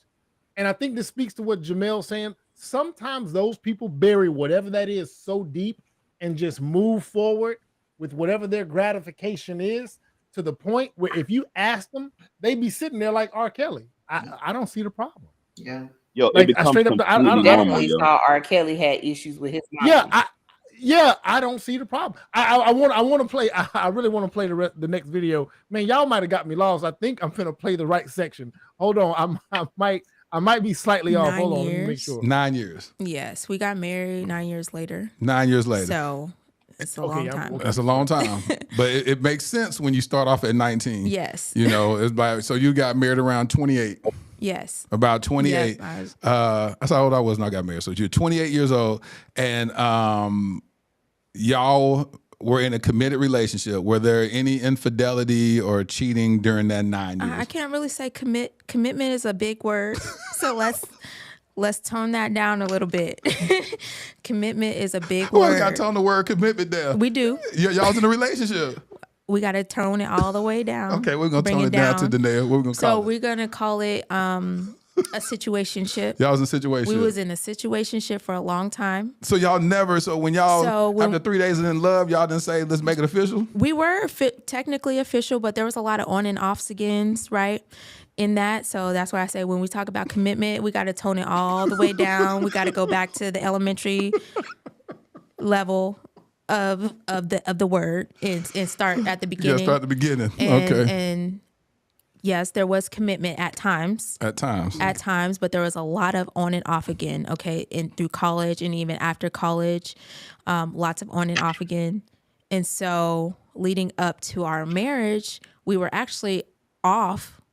Right, we were actually off. We were living in North Carolina at the time, 2015, going into 2016, late 2016. We went our separate ways because there was other people involved, and there had already been other people involved, even in college, right? And so be specific. Other people, what you mean? Other women. There was. Did you ever have other guys that you were dating? In college, there was a guy. Fabian, who I was talking. Say the man's name. You done said the man's name. Fabian, mind his own business. He over here watching the Dear Future White podcast. He's not. He is no longer with us, unfortunately. Okay. God rest his soul. Yes, and so in college there was that, but it wasn't necessarily a boyfriend-girlfriend relationship. I actually had used him to I used him to set Derrick up because I was tired of him being with all these girls and catching him and going through his phone and watching him do all of his stuff with these girls. And I was working with this guy and I was like, listen, I need you to help me to get him back. And I want to set this up. We're going to make it look like we're, this great couple, like I'm cheating over here and all this. So he helped me. He was, he did. And then I would set up times where I would be like, let's meet up at this place. And, I knew Derrick would find out about it and I wanted him to because I wanted him to pay. You wanted him to be jealous? I wanted him to. I've sat there and literally looked through his phone and watched him have sex with other girls. On the phone? On the phone. I literally watched it. And so that was soul crushing. At that time, this is well before we're married, but I've seen it multiple times, multiple girls, several. This is just in college. We're not talking even about marriage. After that. Yeah, we're going to get there in a little bit. We're going to talk about straight college. How did we get here? So there was a lot of anger and bitterness, and I never once really confronted him about it. I always kind of sat on it and just buried it. Mostly I feel like now I'm looking back on it, it was a fear of rejection. Yeah. And abandonment. Because you felt like if you spoke up, he was going to leave. Yeah, exactly. And I'm like, I don't want him to leave me. So I have to just take this. But then at the same time, it was creating this deep-seated hatred and resentment and spitefulness. And so here I go, setting him up. And it worked. Fabian. So how'd y'all set it up? So we would be at work conspiring, and there's actually a group of us, all right? We would be at work conspiring, and I'm coming over, let me come over to your house, after this, or I'm gonna come out late, or I'm gonna tell him that I'm with all the girls, but we're gonna link up and do this. So he can. I want him to see it. I want him to catch it. I want him to feel everything that I have been feeling with all these women, all these girls that he's been with. I want him to feel all of it. And I'm here for it. And then what happened? I want to pause that real quick to just tap into something, and this happens a lot. So many women try to outman a man in these situations, and you almost cannot. You just can't. And I'm not trying to say this to preserve men's feelings. I'm trying to say this because trying to outman a man will put you in a deeper, darker hole, because one, her situation is very clear. It didn't work. Two, you can incur the wrath of that man, which you weren't prepared for. You weren't, you know, and so outmanning a man is never the way to go. Get the hell out of there at best. I just had to drop that in there because so many, there's this thing now on the internet. There's this thing everywhere in our culture. Get your lick back, sis. Y'all, you men can't out women, and women can't out men. It's not going to ever be an equal sum game. But that's not the point. I don't think it's supposed to. The intention. I don't think the intention is ever. She's trying to dispel. Well, for her, it was. Yeah. That's what I'm saying. She is clearly trying to deliver what he delivered. It will never. You will never get that back. It doesn't work like that. I would urge women strongly against that. The same way I would urge men strongly against trying to sink to a woman's level when she goes there.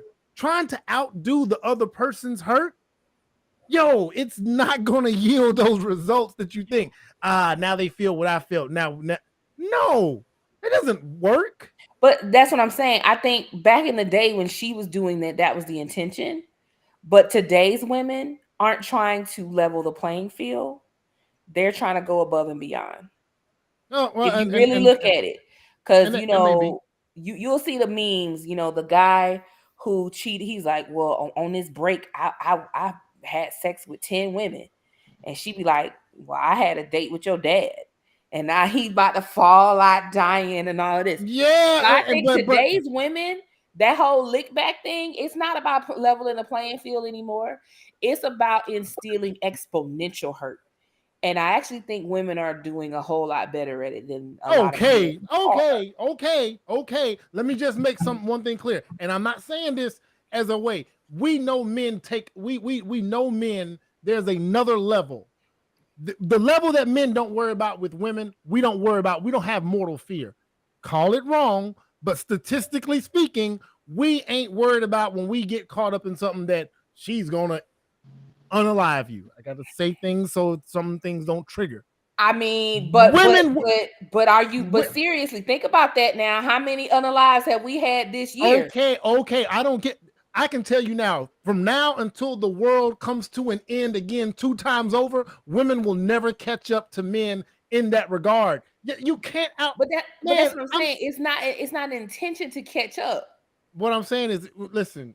No matter how you go down that path, women can y'all don't have the same mortal. These dudes react. Yeah, women might react violently, but men react violently more often with success to the violence. Like they succeed at it. We physically can.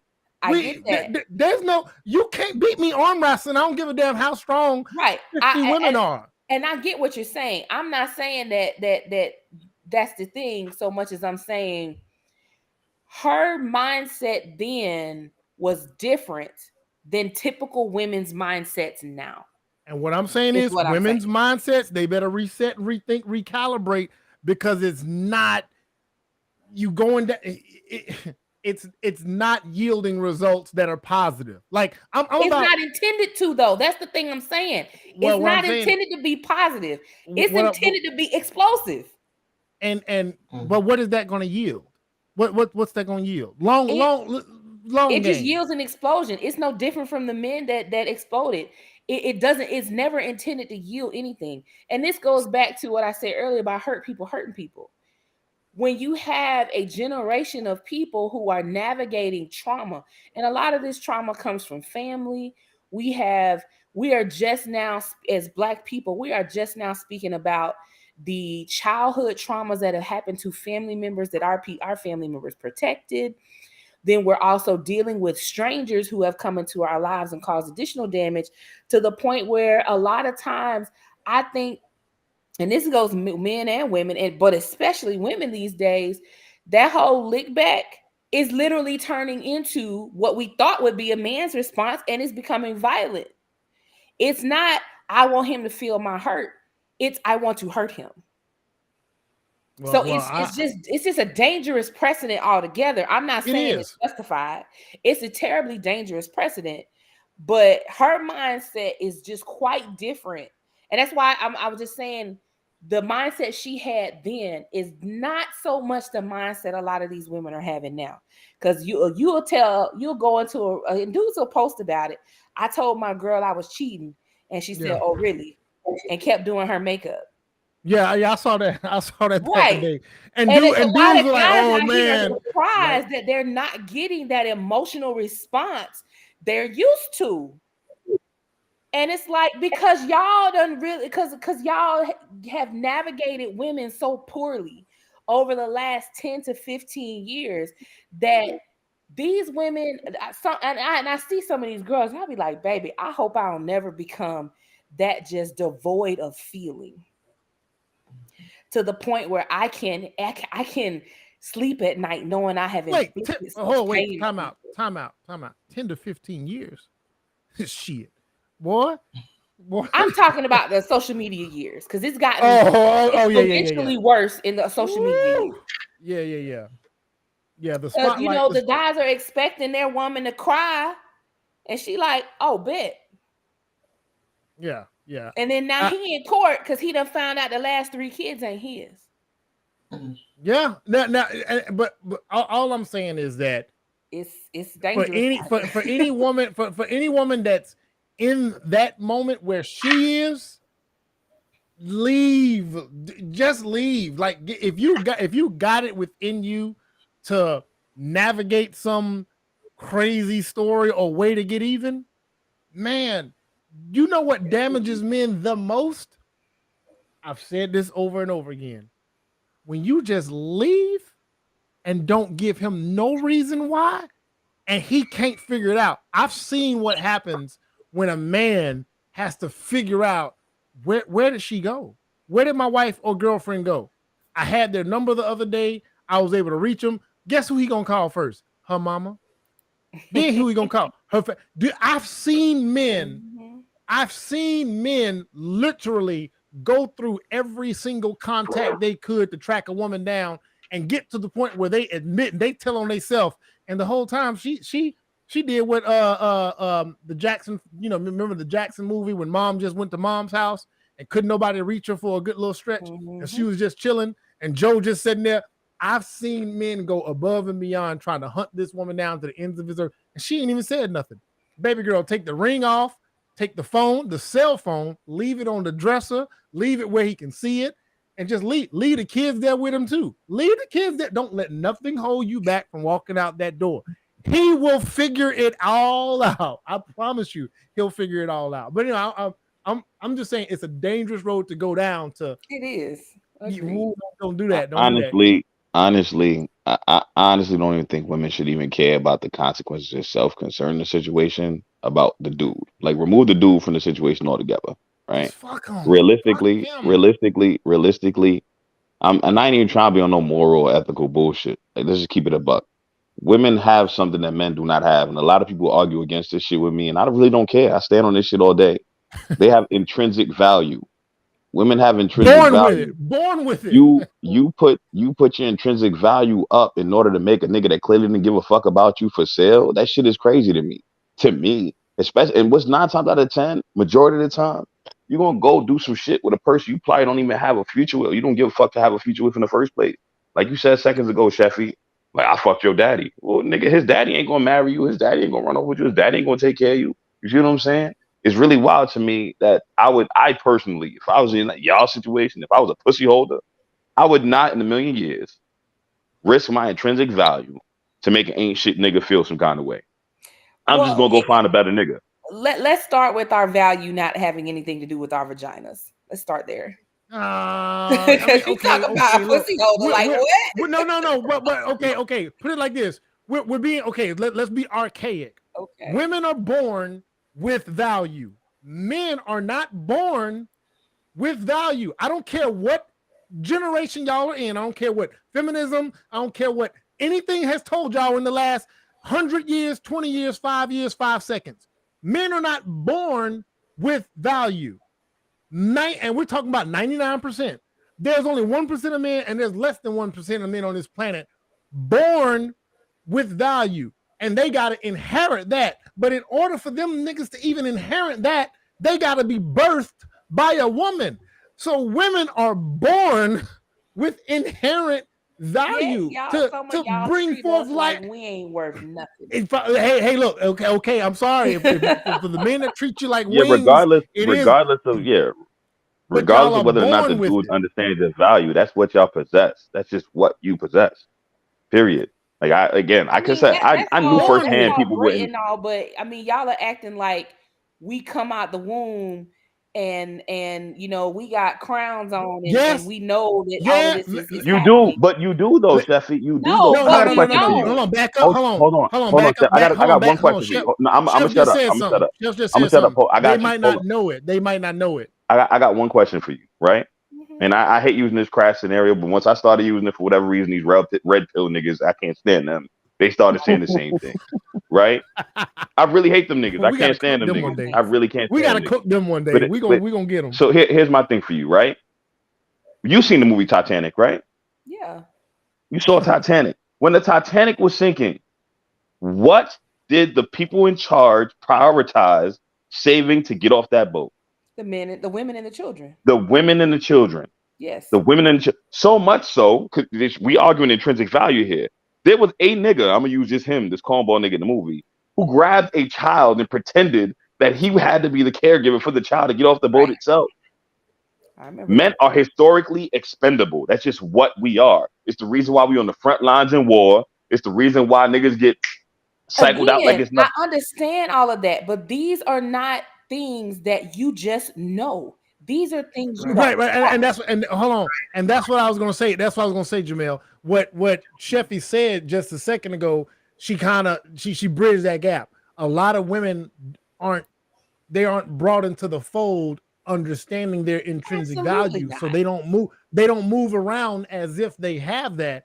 So I mean, and then when you look at the Black family, I mean, I was raised, we have a lot of women in our family and a lot of single moms in my family. Where am I? Who is telling me about this value thing when all the men left? Or all the men were abusive alcoholics or had outside babies and cheating, all of this. Who was there to give me a conversation of women have value? The only value I was told was that men want your vagina and they're going to want you to have babies. So, you know, keep your legs closed or don't wear shorts around grown men as a 9-year-old. But I'm supposed to know I'm valuable? How? Where?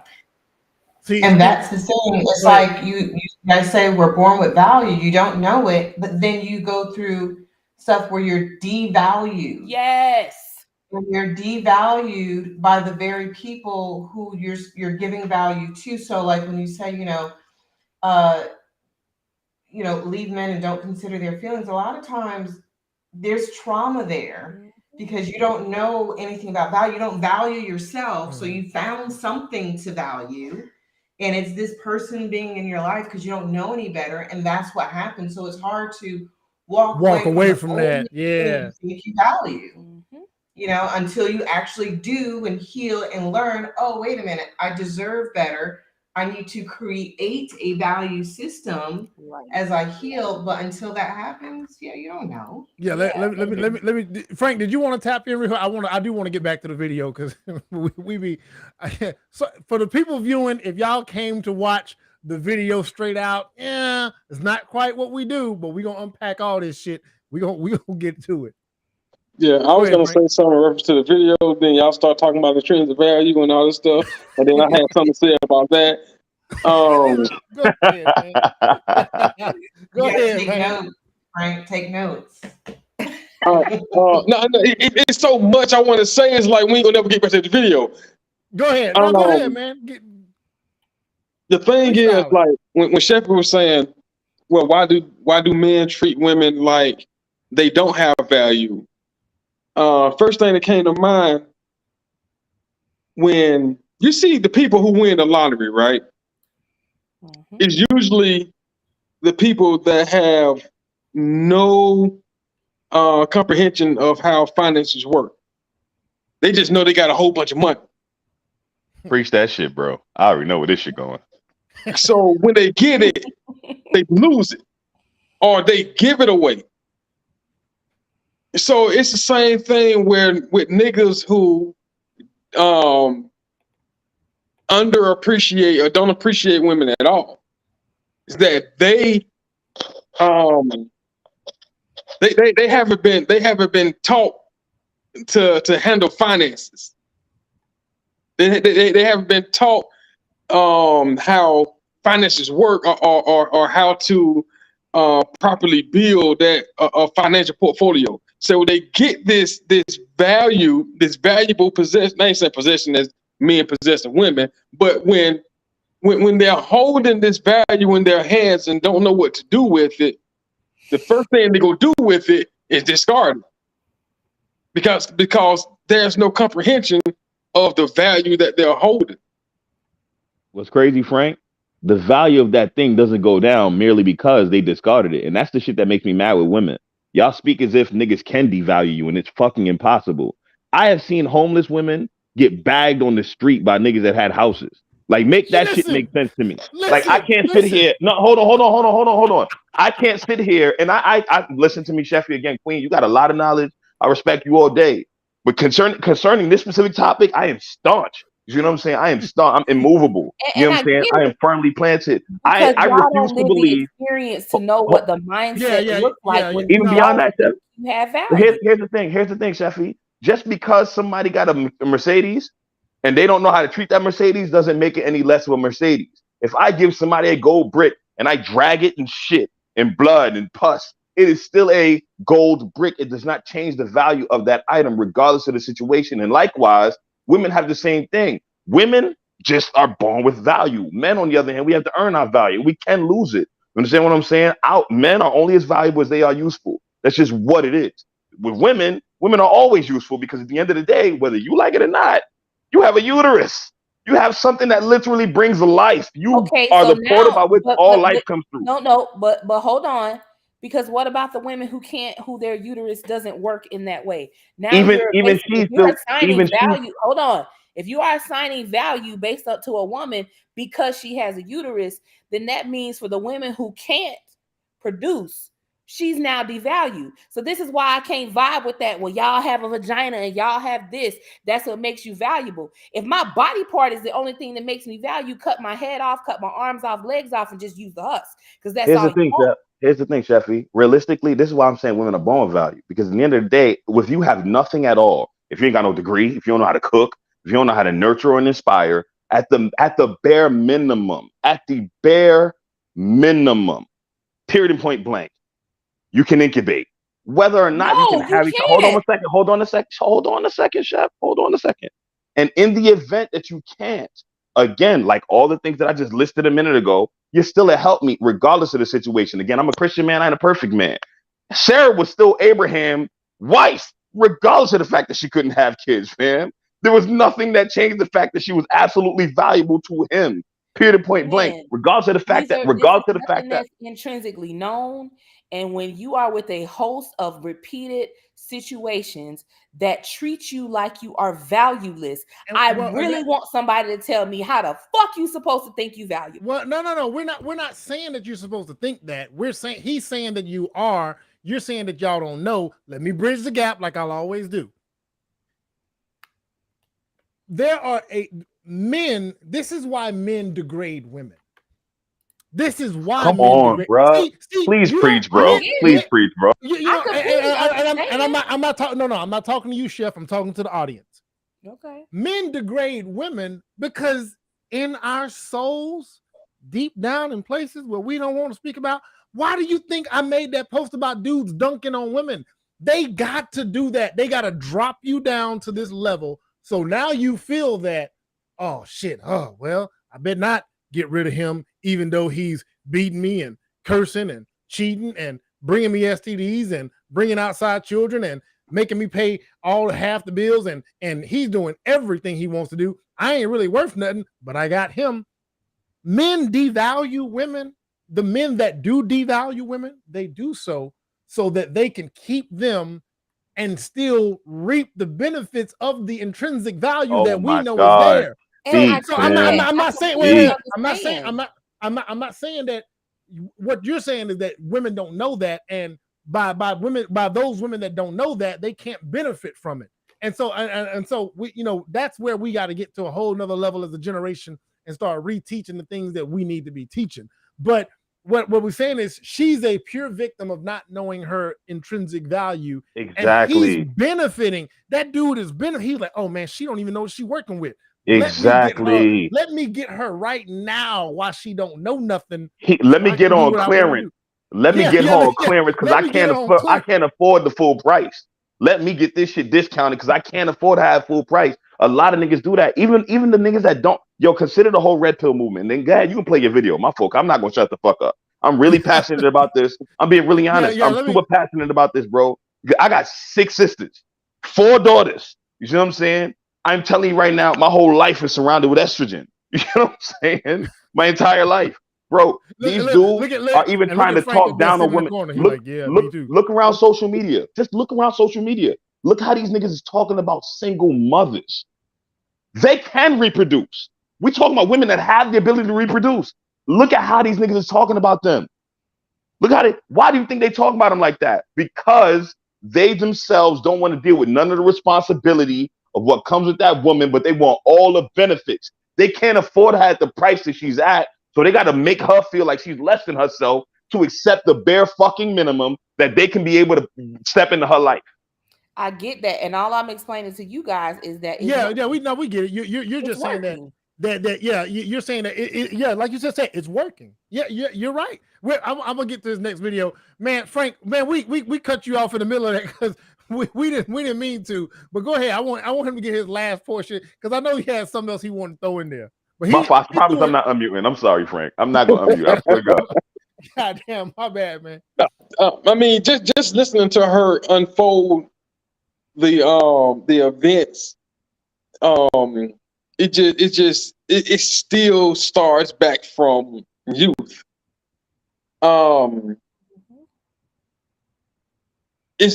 She was so empty that little bit, and this goes back to what Jamel was saying about that addiction. The little bit that he was giving her, she couldn't shake the nigga. Like this nigga was doing this since they was in college. And she said they got married 8 years later. 9 years. We ain't 9 years later. 9 years. And she still married the nigga. Wait, hold on. We gonna get to that because she's about to really go into that. But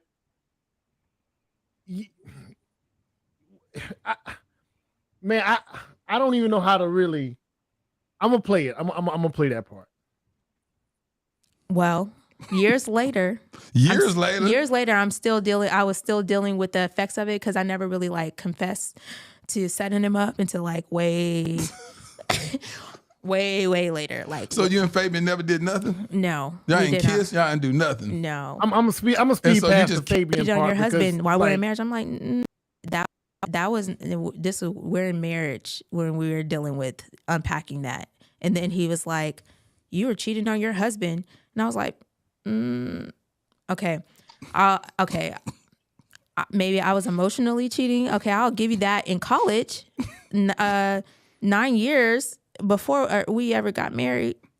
So I didn't cheat on my husband, but it was like, no, you cheated on your husband while we're in marriage. I'm like, no. You can't use that because we weren't married at the time. So did you have an emotional affair with old Fabian? Did you like him?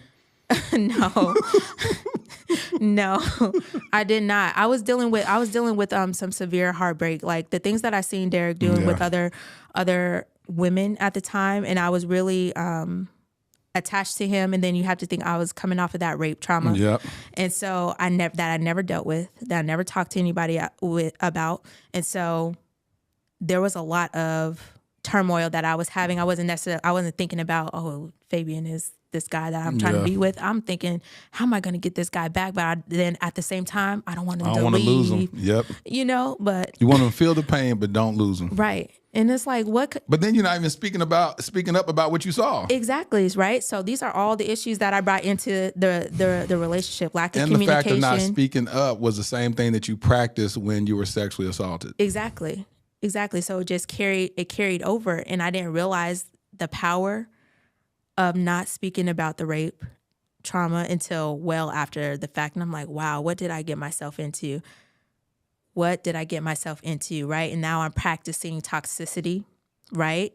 I'm practicing toxic behavior and cycles with holding things in, not talking about it, and then either being passive aggressive or just super aggressive, but nothing in between. And then he has no idea what's going on because he doesn't know what I'm freaking out about. And what you done seen, right. What prompted you to start looking through his phone?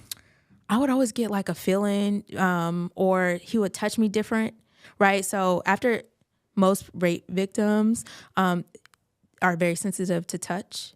And so any sign of him touching me, any type of, any different, I'm like, there has to be somebody else. There has to be. You're talking about with a change of a touch. With a change of a touch. There has to be, right? And so I would go snooping around because I'm a snooper. And when you seek, you shall find. That is a true biblical verse.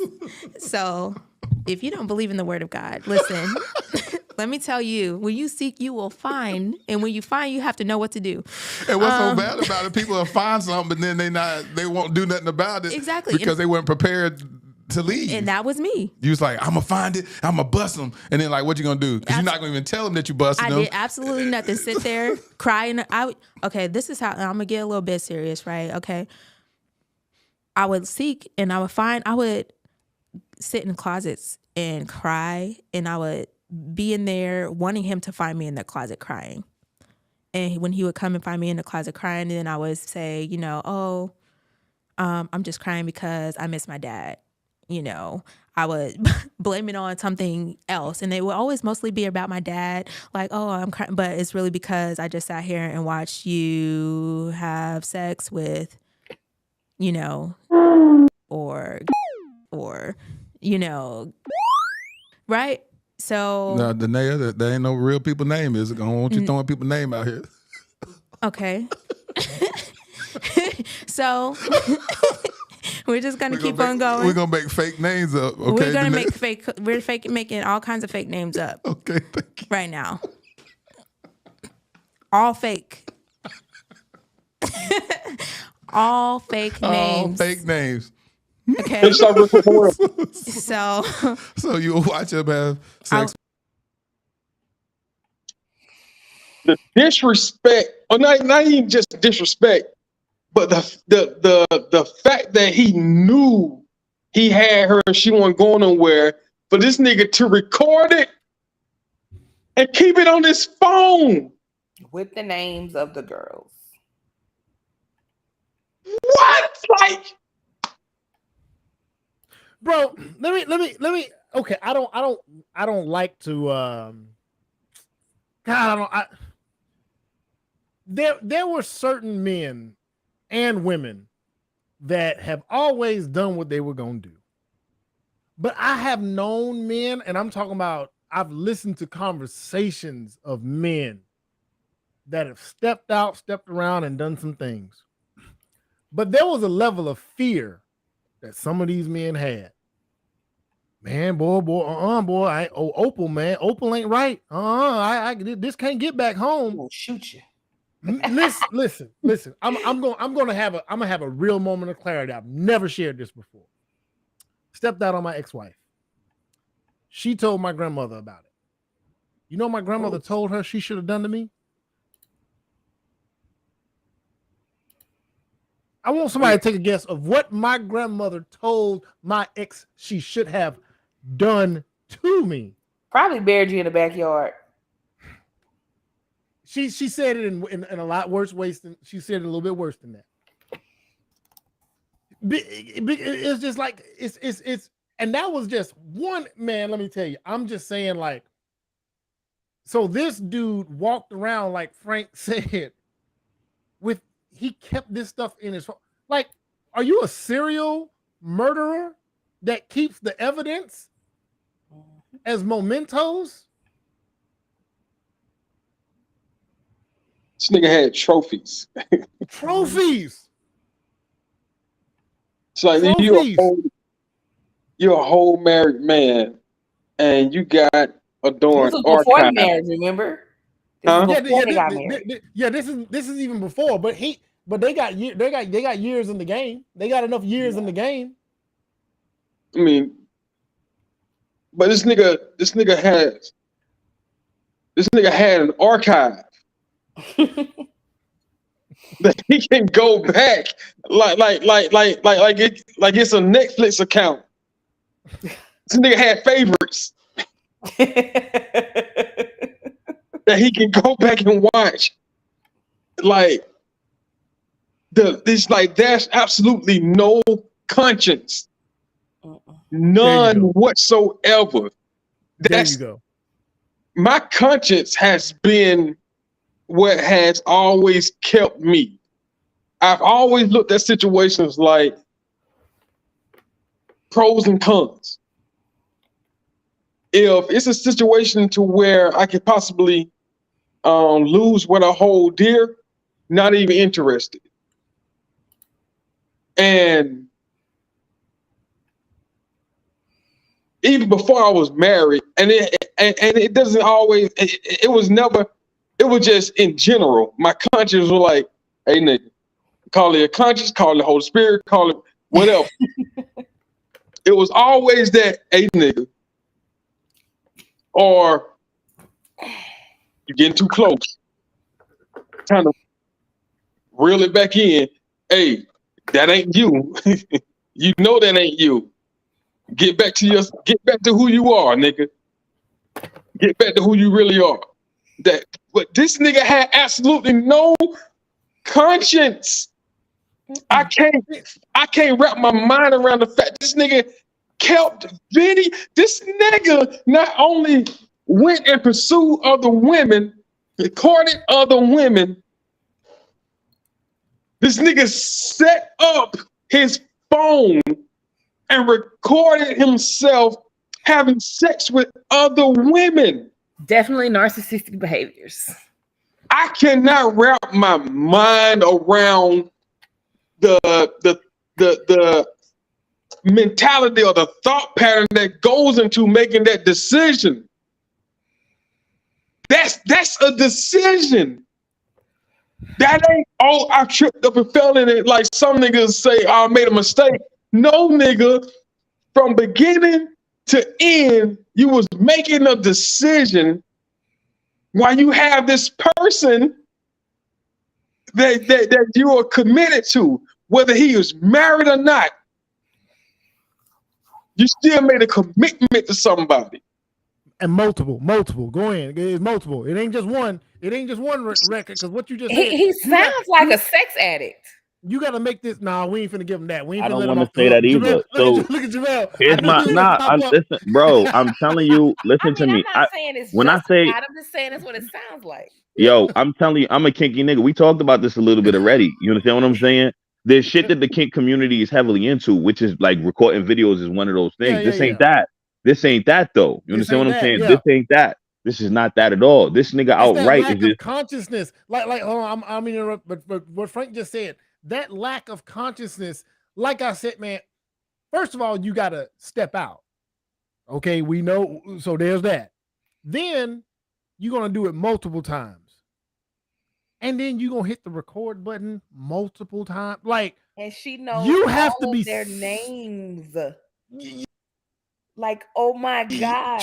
She only name dropped 3, and you see he stopped her, and then he said, okay, we're gonna use fake names now. Because when a person is just being that transparent and that honest, there's no filter. There's no filter. She's just on autopilot. She's just talking. She's just open. And when she says something, it's I forgot. We're not supposed to be using names, right? I'm on a live stream. It's public. So, but I guarantee that he wanted her to find it too. Like, he's fully aware of what he's doing. He's recording it, having the evidence, wanting her to find it. Why? Because he wants to hurt her. He wants to have that pain in her so he can See how she reacts. That whole manipulation is a whole programming that happens. You wanted her to find it. Why else would you have it on your phone? And he knew that he probably knew that she saw it, and he just acted like he didn't know. He's fully aware of what he's doing. Absolutely, he is. I mean, of course he knew. She said, Let me. Hold on, let me play the last. We got just 56 seconds of this last video, and then I'm gonna upload the next one. Let me get this one out of the way. And Jane and Jade and Sheila. That's a fake name, right? I don't know. That's a fake name. That's a fake name. That's not a real person. Seriously though, I would sit there and watch that, especially in college. I would literally sit in closets, or I would sit on the side of the dresser and be crying, and I would be there, and I would stay there in that space until he came back, from wherever he was, and he could find me, and then he can console me. But he didn't really know he was consoling me about his indiscretion as opposed to the lie that I told him. Right. And so all of that is toxic behavior. And I had to go back and really deal with that later on once I started to realize that, hey, Janae, you are not well. You are not okay, and really deal with why I was doing that and unpack it. So.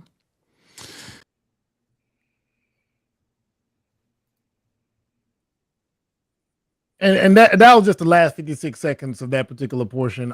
If you guys don't have that, I can go ahead and jump into the next section, because she kind of this is all this is before the marriage. So obviously from college all the way up until she's dealing with who he is, and he is literally, I think what Paula said makes good goddamn sense. He knew. And he's like, all right, I'm gonna see how much more I can get away with. Here's the thing that I know she knows. I'm kind, and it's not that I'm trying to find ways to like forgive him or anything, but at the same time, I'm looking at, if she's not communicating what she's seeing, does he know that she's actually snooping? Yeah. So let me tell you something. Let me. So I don't know. God, I hate being that guy. Yeah, like listen, being on here with Frank and Jamel, man. I need Remy on here Remy gonna say to balance out the other side of me, because I've had to evolve better. You know what I'm saying? You dudes, man, y'all hold the standard. Nigga, don't put me in that shit, because I wasn't always a good nigga. Nah, I'm definitely a match that energy type nigga. So if you step on my foot, I'm breaking your leg. You understand what I'm saying? So don't. Yeah, so I would say when I was doing something, there's this thing internally, when she knows something. You don't know what she knows, but there is no doubt that you know that she knows something, and you know that something is linked to exactly what you are doing. It is linked to, man, let me tell y'all some scary shit. I'm not playing. I'll never forget, man, my ex woke me up one time and she said, I had a dream. You had a dream? Okay. Damn, Martin Luther King, what you talking about? I had a dream. You was messing around with such this chick, and I don't know. And I literally had just been flirting around with and I said, man, what is that? I stopped immediately what I was doing. It happened years later, something similar, she would just get a feeling. And so she would get a feeling and she would say something. But then the further I would go down these little paths, her energy would change when my behavior, when I did something. It's because when a woman is really in tune with that man, she can be as green as the grass outside, right? She can be as green as a healthy lawn. But when she loves it because she genuinely loved him, right? Even though he was what he was doing, manipulated, she genuinely felt that. When you genuinely feel that way, you're gonna know something. And we as men, we're gonna know when y'all know something. We don't know what you know, but we know that you know. So he would like bend, like it's like a temperature check. All right, what does she know? So we go ask the question. And then when you respond with, oh, it's just this, and we're like, whoa, okay, boy, I'm glad. But then you start thinking, yeah, she know. She ain't really saying nothing. So that must mean she's accepting of it. And so when that man gets it wired in his brain that she's lowered herself to accepting it, what is he gonna do? Is he gonna keep doing, or is he gonna step his game up? Is he gonna step his game up and see what else he can get away with? How much for? Because the nigga's already at the point where he's got videos in the phone, multiple videos in the phone. Come on. And she wasn't sneaking in the phone. She either knew the code or he left it unlocked. Well, that was back when you couldn't lock phones. I don't know about that because I've been able to lock a phone since cell phones have been a phone. Even with the button phones, you could lock it. Yeah, even with the old button phones, yeah, you there was always a way to lock it. Yeah, there was always a way to lock it. I never knew that. And we're talking about we're talking about videos on phones. Oh, we're talking okay, about videos. This ain't that far back. There's never been a smartphone. But it wasn't a smartphone because you could do videos on them old flip Sanyos from back in the day, from them Sprint phones. Man, I listen. I've had a lock on phones since locks been able to get on phones. I know. Listen. I'm gonna hit play on this next part. And so it really gets deep. On again, off again, situationship, commitment, lack thereof. 9 years you go through this, and you said right before y'all got married or got engaged, y'all wasn't even together. Please help me understand that. Yeah. So before we moved to Atlanta, we were off. We got off because he was dealing with some girls and things like that, and it was nigga been here this whole time. An issue. And at that point, I was very like hostile and all that towards him. Just like, I'm not gonna deal with this, and you're a, F-boy and all these things, right? I had some different kind of choice words and language at that time, and then the Lord saved my mouth. Thank God for deliverance. I think a lot of people give you a pass on whatever word you decide to use back then. But no, at that time I had asked him, I was like, do you believe the things that you're saying, right? Because this is at the beginning of his career really like taking off. And I'm like, do you believe the things that you're saying? And it really caused a rift. And so we were off. And so that time that we were off, we were still messing because around. You questioned whether or not he believed that which he was sharing with the masses on avoiding F-boys and that type of stuff. Y'all fell out because you asked him if he truly believed what he was saying? I asked him that, yes. Yes, it was a big thing, and we did fall out along with. I ain't finna let y'all women slide. I ain't finna let women slide. I'm talking about some us. Not you, Chef. Not those of y'all who was aware. But boy, I ain't finna let y'all slide past that. She confronted him and asked him, "Do you even believe this stuff that you're telling people?" The whole time, man. Listen, I'm not playing. I'm not joking. I don't know when it was when he first started. I can't remember the year when them videos started coming on the internet. I know I was living in Dallas. So this been a good little stretch ago. And I remember the first time I saw a video, I'm like, all right, you know what I'm saying? This buff cool. dude in the car. The very first time I saw a video. Yeah, buff dude in the car, but what he was saying had was true. He was talking about, he was basically giving women the blueprint. So I'm like, oh man, that's real. But and at the same time he was talking, but he was kind of sliding dudes. He was up condescending. Under the bus. He was very condescending. And I'm like, and I was like, And so what I was thinking is when you're genuinely living right by what you're saying, or just willing to be transparent, you don't gotta slide nobody under the bus. I can tell y'all I wasn't shit because I wasn't shit, or I can tell y'all I ain't shit because I ain't shit. Or I can so I'm like, why not use yourself? And so something about me looked at those videos he was making, and I'm like, this is not how men talk in this space. You're not condescending. Now you can be righteously indignant, but it's a very fine line you walk. It's a very fine line. Like, I see a lot of men that are content creators that are very open about the way men move, and they hold men accountable. But first of all, ain't no guess. They H have rings metaphor. on their fingers. H They metaphor. sit on they yeah. It's like certain ones I've seen, and it's like you might be a little corny or whatever, but and they also are balanced a little bit more. They're way more balanced in they bring attention to the things that women do as well. So when and so I was just like, something ain't right, and it just reeked of fraud. It reeked of somebody who he don't live that life. That's what it was to me. And so when we would say that on Facebook and in these groups, women would tell us that we were just hating. Women would tell us that y'all need to just listen to the message. It ain't about the messenger. And we was like, true, that is true. But what we're just saying is this dude is a fraud. And when it all unfolded, we were vindicated. And then now we're getting the cherry on top because she called it out. And there are women to this day that are still sharing this dude's videos right now.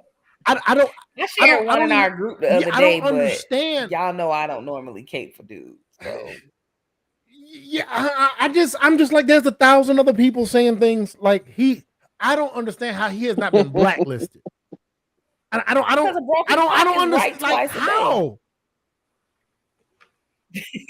There's a lot of broken clocks. There's so many more. There's so many more that don't have his resume. His resume is so dirty that he shouldn't even get the I honestly think it's just a matter of the fact that the things that he's saying sound good to the women that are hurting. Understand what I'm saying? Keep in mind, he himself targets hurt women in order for him to take advantage of them. That's fair. So obviously he's gonna say the shit that's gonna appeal to them. See what I'm saying? Fuck these niggas. He's no more than their gay best friend that's throwing dick. Also, with these particular women that are hurt, remember, it's just like with her and other hurt women. You're unable to separate stuff. You're unable to see stuff, so they can't separate the messenger from the message because of their loyalty of attaching to him. Because then if they're like, oh well, yeah, he's a fraud, then they start, there's a whole logical thing that has to take place, but they're not led by logic. They're led by, the feelings and the trauma, and there's a connection there. So, and that's something that's a secret sauce. That's something that he knows has worked for him for years, and he's going to keep working it. I think the women that are still loyal to him, his loyal fan base, I think they're the same cloth as his ex-wife, estranged wife, or whatever. That they don't want that feeling to be snatched away by the reality of this nigga's character. And what I mean by that is they'll keep supporting him in order to keep that supply of to keep being supplied that feeling that he gives of telling them what they want to hear. Mm-hmm. So yeah, this nigga got a whole fan base of broken women like his wife. And I think that's why they can't turn the nigga off. They keep sharing the nigga videos, and when dudes present the evidence that they've seen already, they'll say something along the lines of what have I seen them say? Y'all just hating. Like, I mean, that doesn't mean that the message ain't true. Yo, what's crazy, what's bananas, y'all all seen What's Love Got to Do with it. Rest in peace, Tina Turner. You remember I got in when trouble for that. Let me say rest in peace. Let Man, me say just rest go on in and be peace. quiet. You was about to got called fella today. Just go on and be quiet. rest in peace, Tina Just go on Turner. and keep Anime Bullock's name out your mouth. Rest in peace, Tina Turner. But realistically, in that movie, right? Remember when they went in the restaurant and they eat the cake anime scene? And the first thing she did, even though he just finished trying to go upside her and then hit her friend, she tried to convince her friend to stay. It was okay. It's all right. She tried to convince her friend to say, we're literally witnessing on a digital platform the exact same thing. A bunch of anime bullocks trying to convince other women that it's okay. Even though dude is crazy and trash and a fraud, they're trying to convince other people that it's okay because the message is solid. Nah, that message is bait. It's a bait, and there's a hook on the other end. Mm-hmm. Man, how here's what, and Frank, I'm not gonna go on it. How have I ever? I've been referred to as a Derrick Jaxn. How? Like how? Sir, you used to be on one. I've known you over the last decade. You used to be on one, and I knew you was a fraud too. Wait, hold on. So I used to be a Derrick Jaxn? Absolutely, you used to. In when? Absolutely, please. Sir. No. You would say some. I mean, you would just. I knew. I figured you were joking, but a lot of people would thought you were serious. Joking about. So give me an example. Because I have never ever been one-sided ever in the history of existence. No, in you my never life. been necessarily one-sided, but you would come real like simping pick me in groups certain times because you would try to talk to certain women. Wait. I've never tried to talk to women ever. Stop playing. Do I need to call names?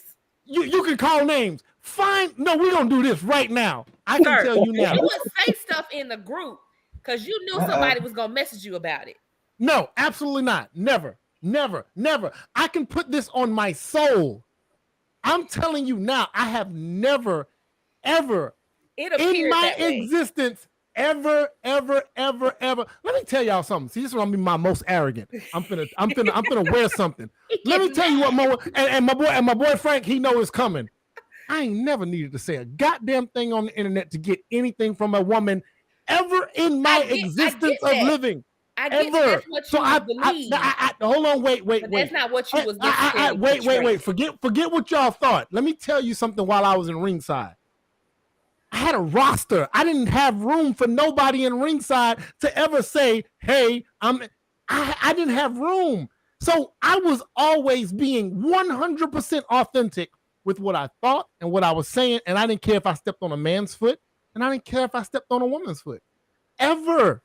Never. I know, but most of the time you were stepping on dude's foot, so it came across. I didn't get because they was because I don't got time for crybaby ass men. I don't got listen. The same way I've told men over the years to choose better, I've been telling women choose better. I've been telling both groups. So you can't ever. Nobody could ever put me in that lane. And it's funny. And I've said this over the years. It's funny. On one post, I get called Derrick Jaxn. On another post, I get called Kevin Samuels. On one post, I'm called a misogynist and sexist. And on another post, I'm called a sip down a panderer. I need y'all to make y'all minds up. I need everybody just make your minds up. Which one? You gonna get both because I get the same thing. I get called a pick me 1 minute, and then the next minute is like you all you hate men. You hate men. Yeah, right. I hate men, and I might as well be a lesbian. So I get it, but in ringside, you were on one for a little bit until I got to know you. I was like, okay, he just in here trolling. Hold on, you speak to it, Frank. How they've told him he hate women, and then they've told him he was a Derrick Jaxn. Like, what is going on? Yeah. I mean, I catch from both sides too, but I say, to this nigga's defense, and I ain't saying it just because he's my homeboy. I'm saying it because I know him. I'm saying it because we grew up together. There's never been a time to where he had to use what's the word I'm looking for? I never need brownie points. He never needed assistance. He never had to go, and he never had to put a mask on to pull anything. No, he's always been an asshole. Because you know what? Because you know what's gonna happen. Let me tell you what actually happened, and this is not a brag. This is just real life. 1,000,000,001. Listen, I've never cared about who didn't like me. I've never cared. It's cool if you do. If you stick around long enough, I'm kind of like a fungus. I'm gonna grow on you. That's the way it's gonna happen. But truth be told, as far as it goes with women, it's just like I'm for who I'm for, and I'm not who I'm not. And if somebody likes what I say or they don't like what I say, and if they're interested in me beyond that, that's never my motive. So I've had so many dudes say, "Oh man, this dude just want brownie points." I'm like, bro, come on, man. I promise you. No, I don't. I mean, don't. You eventually get to know people and you feel their energy, which is how you and I have been friends as long as we have. Yeah. Once you talk to people, it's like, oh, okay, they're authentically who they are. And I would say, in fairness to a group, okay, so me and you met in ringside. So in fairness to a Facebook group, any Facebook, so I will say this. When I go into Facebook groups, I take the temperature of the room, and whatever direction they go in, they zig and I zag. That's almost always so. Let me look, Paula, like, there you go. If I go into a Facebook group, I'm Thanos. I'm like, oh no, I got to balance out the universe right now. Half of all life got to go. Boom. So I will jump on the opposite side of whatever it is. If dudes are dunking on women in a Facebook group, I'm like, oh, okay. Let me show y'all what time it is. And if women are dunking on men, they just put me out the group. See, at least the man will stand and fight. I've been put out of every woman group that I was in. They just put me out of the group. They would just put me out. Yeah, they would just put me out. You know what I'm saying? They got me up out of there. So that's what it was. But man, I've never. Man, I don't got no woman audience. And if I got a woman audience, it's just so happening. Like Sheffy said, after a minute, they come to my page and they say, oh, he don't give a damn about nobody. And I actually do. I'm working on my empathy. I mean, you out here talking about Tina Turner all crazy. Oh man, come on, man. Come on, we ain't gonna do that. We're not gonna do that. Y'all didn't do all that when Kobe died, is all I'm saying. Nah, man. Listen. I didn't say nothing when he died either. That's because you heartless. Come on, man. But in fairness, Kobe died in a tragic accident. Tina Turner just old. Yeah, it's like I don't want to get into that. I don't want to get but my whole thing is I listen, my empathy, I'm working on it.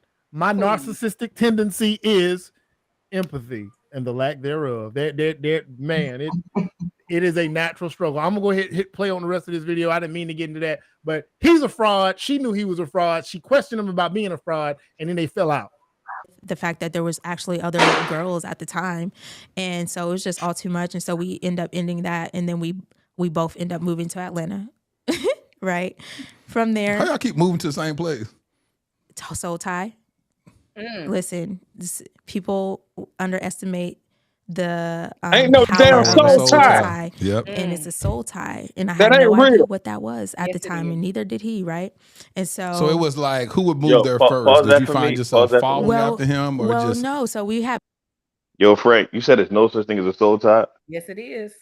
In the context, hold on. Go ahead. In the context of how it's taught in church, there's no biblical evidence of a soul tie. Now, I believe that you can be, you can call it energy or whatever you want, whatever. But to me, I think it's just it's psychological, and it's a familiarity. It's dealing with affection and emotional ties.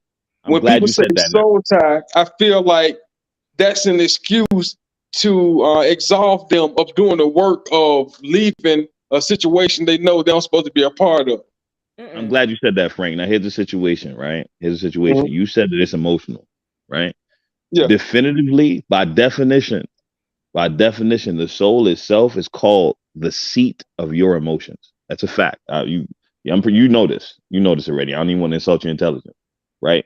If the soul itself is called the seat of your emotions, and you're leading in a situation where you're emotionally attached to a person and cannot let go, what would you call that? Okay, so That's a good one. That's a good one. All right, so let's dedicate 5 minutes to this. Because this can go a whole nother hour or 2 or 3. I know, boy. All Y'all. right, so Now, keep in mind, let me just make sure I draw this clear line in the sand. I am not talking about some supernatural sense of an attachment where you cannot let go of a person because of some spiritual entity. That is not what I'm talking about. And I'm also not talking about having your spirit, your individual spirit, so intertwined with another person that you somehow got to get it blessed apart. That is not what I'm talking about either. that's what I'm talking about. Oh, okay. I am talking Well, about. No, that's not what we mean by. Just like we talked about earlier, where where a man can come in and something's different about his woman, and he thinks something's going on because they have been so intertwined that they can like see each other's different differentiators and things like that. That's all a soul tie really is. You are so in tune with a person that We had you actually notice planned to things. move there prior to. 'cause God damn. What the fuck?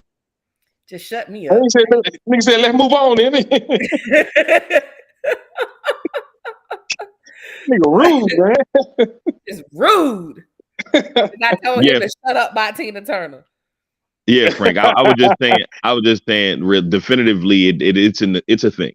And the reason why it's difficult to shake is because, like you said, it's the seat of your, like I said, it's the seat of your emotions. If a person can manipulate your emotions, then by definition, they can manipulate your very essence, your very being, your soul. That's a fact. And if we talking about soul ties, by definition, with it being the seat of your emotions can be so intertwined with another person's that you cannot differentiate between the two. You ever been in a situation where your wife was mad and now you mad because your wife mad? No, I'm mad because she mad for no reason. Where's she at? I'm gonna tell her you talking about her. She go see it. She at the gym right now. No, but my thing is the way that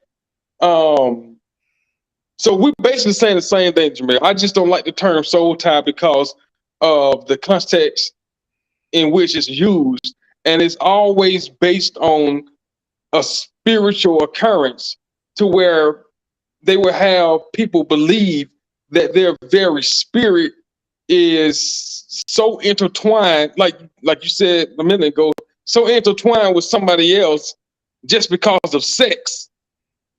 Just because you've had sex with this person, your spirit is so intertwined with this person that you need to go to the altar and have olive oil slapped across your forehead. I don't believe in that. It's way deeper. I don't believe in that. That's what I'm talking about when I say it ain't real. Now, being emotionally attached to somebody, of course, that's real. Yeah. I agree with you. I don't believe. Wait, no. We ain't finna do this because I've seen plenty of men that stepped outside of their marriages and they need to go down to that altar and they need to rededicate and they need that soul tie removed. I'm bullshitting. Let me stop playing. Go. Them men had to get that removed. That woman on the other side, they had to get it removed. All right, let me go ahead and jump into this next part. Because we were living in Raleigh, North Carolina at the time. We had already planned to move there, but there was so much. I had caught him with some other girls. The girl actually reached out to me, sent me their conversations and their pictures and all this stuff, and I was freaking out on him. And then we were like, okay, this has to end. So we had already planned to move. So at this time, you were 27, 20? We were early 20s. Yeah, so about 24, 25. 25. All right, so y'all lived in Raleigh around that time, moved to Atlanta. Yeah, we moved to Atlanta, and we had already had that in the works. I had already transferred jobs. We just hadn't made the move yet, so it was just y'all gonna move together at first, right? Even though y'all not in a committed. We're gonna use that word loosely again. Were y'all in the? We were in technically a committed relationship when we were in Raleigh, North Carolina, living together. When y'all was making the plan to move together, right? When we were making the plan to move together, we were moving together like as a unit, as a couple. But we ended up falling out before then, and so while the plans were still on to move, I had already transferred jobs. You know, he already had whatever he had going on, and so made the move. My mom came down and she helped me drive down to Atlanta. I had my own little space. Anyway, we were still engaging sexually, even though we were off, right? And so it was in this time where There mistake was, right there. listen, there was a lineup of us. We was passing each other on the stairway in and out. No, y'all wasn't. We listen. No, y'all was not passing You think this is a game? You were not passing each other on the stairway. No, y'all was. We were passing each other on the stairway. Like, this is my shift from this time to this time. So, you know, I was a willing participant in that, and this is like, I can laugh about it now, but it's really sad, you know, to like, what space do you have to be in to accept that? And so I dealt with it already, so I could laugh about it now, and it's funny. That's what healing but it's looks like. like, Healing, right? you look back at your old self and But laugh. I'm just like, what? Yeah. You know? But yeah, no, seriously. It was, you know, I'm coming over at this time. I know such and such is going to be rolling through about, you know, an hour and a half later. Yeah. And sometimes we went a little bit longer. So literally passing each other on the stairs, like out the door. All right, have fun, you know, your shift, you know? and literally. And so there was a lot of people involved at that time. We weren't in a relationship. So all the people that like committed relationships. So I was just on the rotation at the time, and I ended up getting pregnant with our first child. And it was in that I was like, okay, Danae, you got to figure out what you're doing with your life. You are whole pregnant, and you can't get rid of this child, because I had already had 3 abortions before, and the Lord had already dealt with me. And I was like, Lord, if you save me from this, I'm not going to ever do this again. Got pregnant. And I knew that was coming. And Sheffy's with child, so don't get triggered, Chef. Please don't. I'm not triggered by that, because this her body. If she can do what she want to do.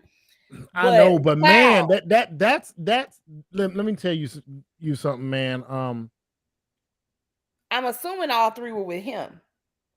Yeah, that's the assumption as well. Yeah, that's the assumption as well. So wow. I'll say one is, because she said she only had one other boyfriend before him. Yeah. Right.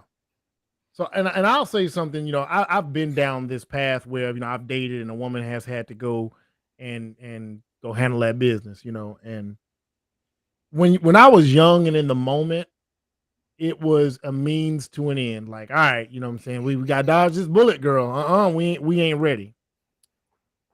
But I can say with, man, if you actually sit with a woman that goes through that, and I mean, don't drop her off at the clinic. No. Go sit your ass in the clinic.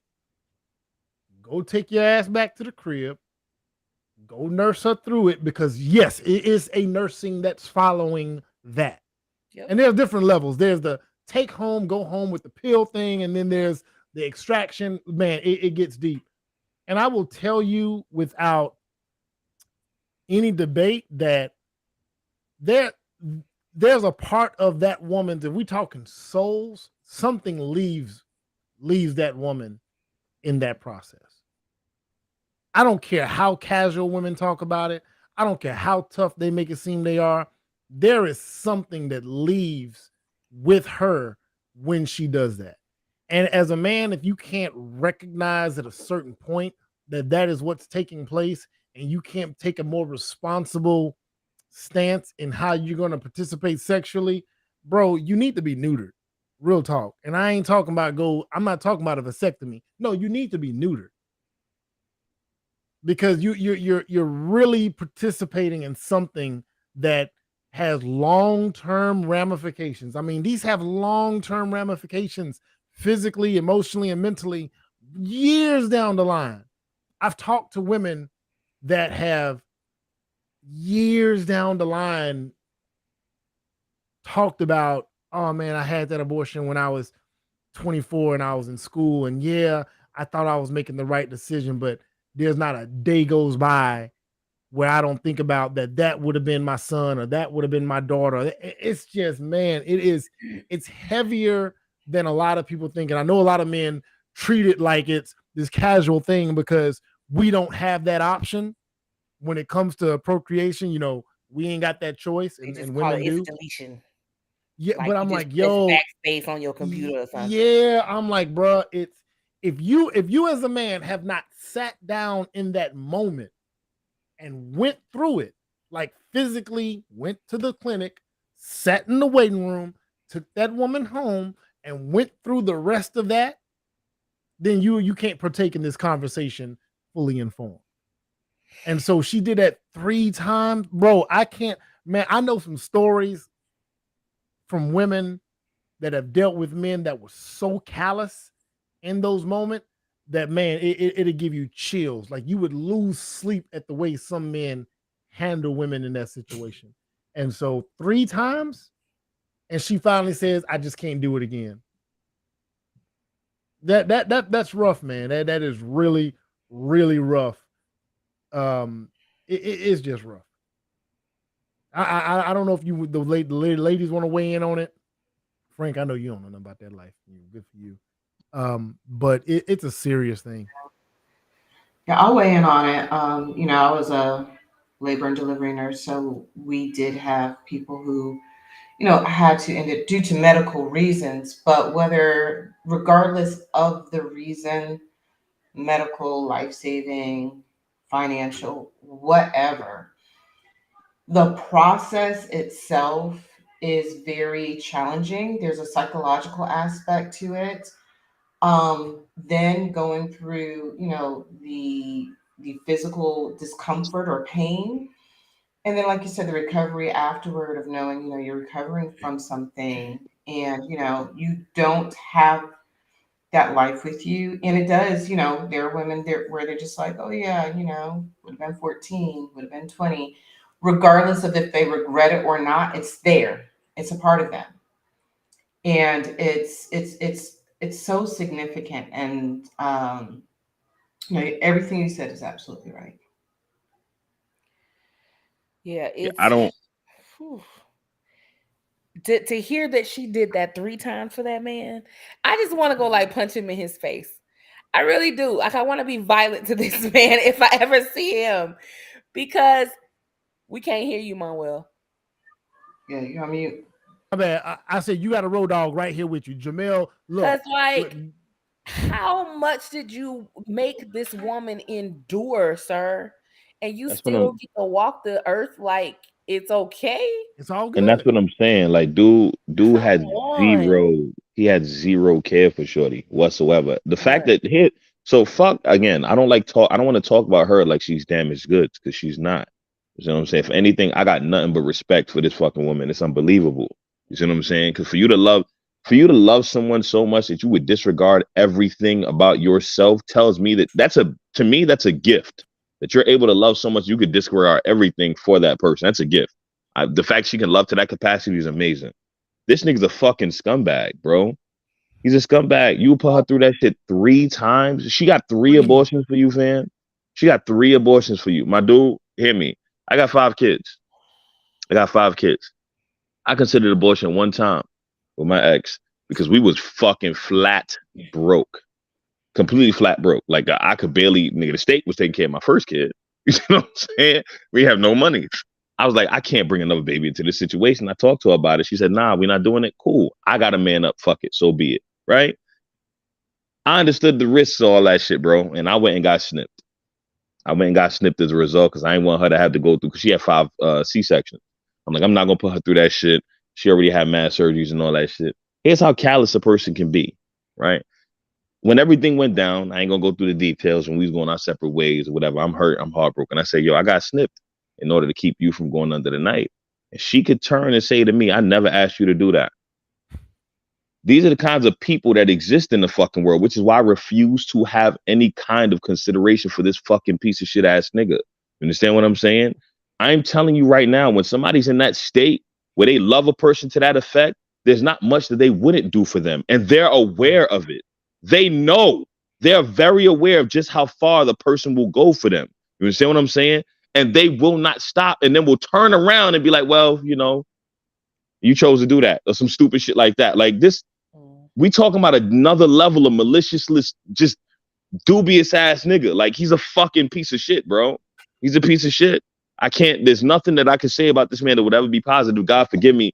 I'm not calling him a child of God. I can't call him a child of God. He's a fucking scumbag.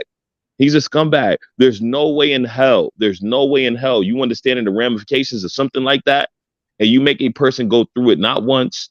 You know what I'm saying? I'm gonna give you some fucking grace. I'm gonna give you some grace for your humanity in the event that you consider it, given the circumstances. You live in poverty, you in the projects, whatever the case, maybe you considered it okay, whatever. It's a possibility that you want to put that on the table. Not twice, but 3 fucking times you put her through that. 3 times, and then from what she's saying, they both had good jobs. And from what she's saying, they were off again, on again, nonstop. So in my personal opinion, this ain't have shit to do with money. This ain't have shit to do with position in life. This had everything to do with him maintaining the quantity of pussy that he was getting while he was dealing with her during that time in his life. Yep. And then my question is, considering he was dealing with multiple women, how many other women went through that? Right. You know, That's a great question, Paula. That's a great question. That's a phenomenal question, Paula. Well, if y'all remember, and we're gonna get back into this. Y'all remember what blew all this up? Tasha K exposed him because there was that one woman that he was trying to get her to abort a child, and listen, that's how everything got blown up. That was how everything got blown up. But anyway, I'm gonna go ahead and get to the other half of this video. I was like, I can't go back on my word, Lord. I don't want you to kill me. Yeah. You know, but so I started, okay, I got to figure out what I'm doing with my life. And then I started getting a little bit more serious. Like, what are we doing? He was still doing, stuff with other girls. I knew about it. So I did still participate in some sexual activity and all that, knowing that he was with other girls. I was a willing participant. But it did start to take a toll on me mentally and emotionally because I'm pregnant. Yeah. Right. So there was a lot of women involved in that time. And it was in that time that I had a conversation with his mom. And I was like, listen, I don't have another 7 years to give him. I'm trying to figure this out. And like, I want to be with him. I want to do this, but I don't have another 7 years to give him. So he has to figure out what he wants to do. And then shortly after that, I'm getting a call from my mom, and she's like, I just got a call from Derrick asking me for your hand in marriage. I thought you were not in a relationship. I was like, we're not. We're doing this co-parenting thing, And she was like, okay, so what are you gonna do?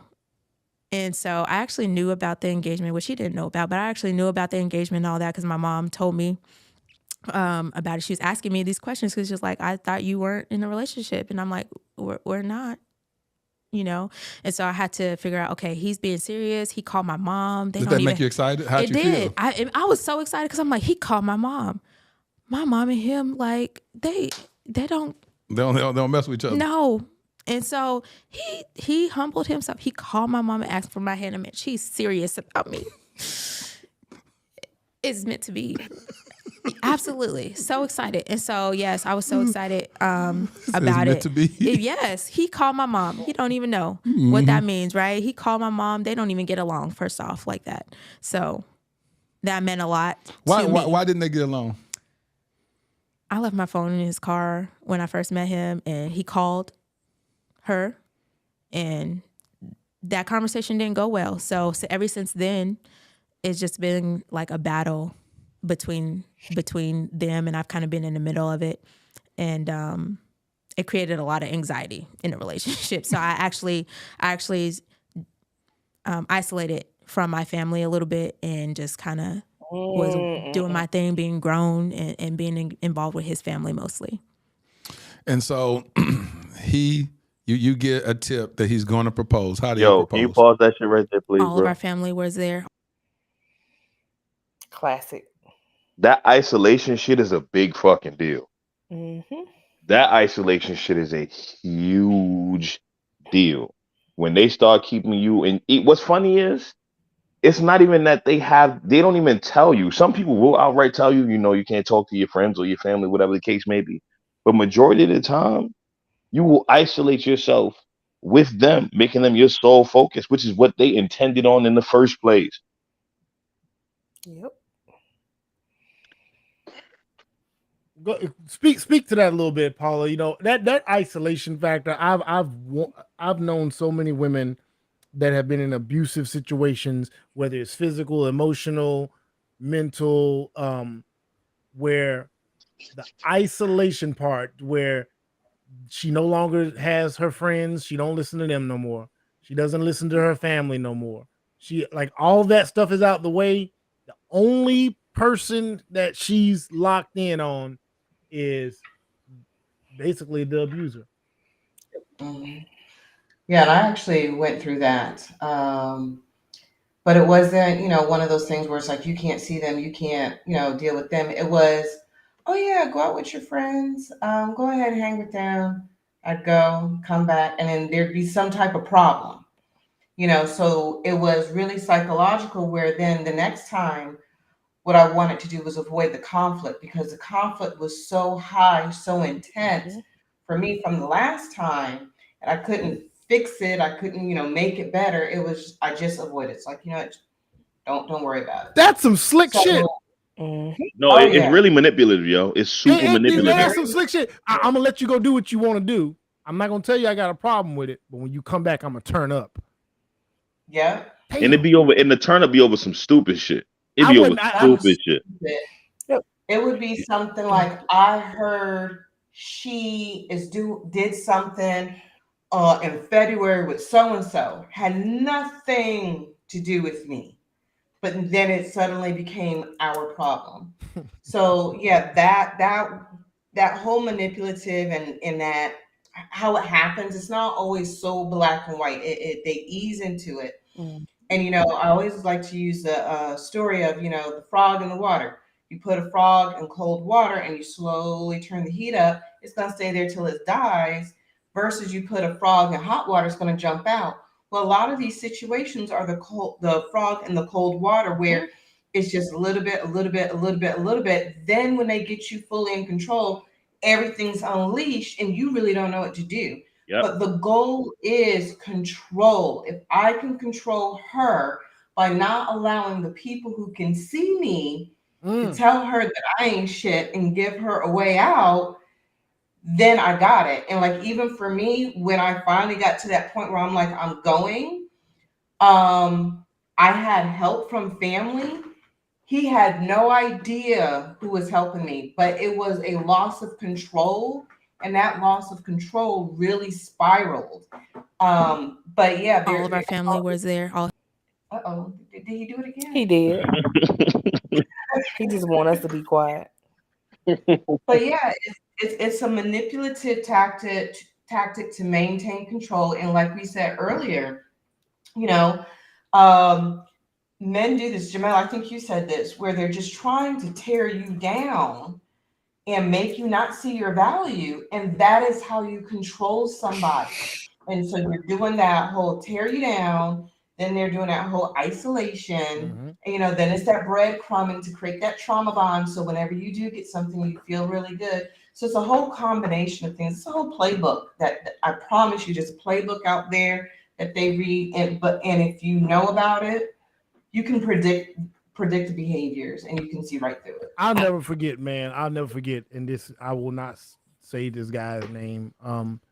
This guy asked me one time, I had my firstborn very young, and I had a acquaintance that had 3 baby mamas. This dude asked me one time, he said, you ain't never hit Corey's mom? And I said, huh? You ain't never hit her? I said, no, bro. Like, why would I hit her? I don't know, man. Just in case. Just in case what? I mean, if she talking crazy, get out of line, And I said, hold on, bro. What are you talking about? I'm just saying, and he literally in his brain, this was standard operating procedure. And so what Paula is talking about, where dudes have a playbook.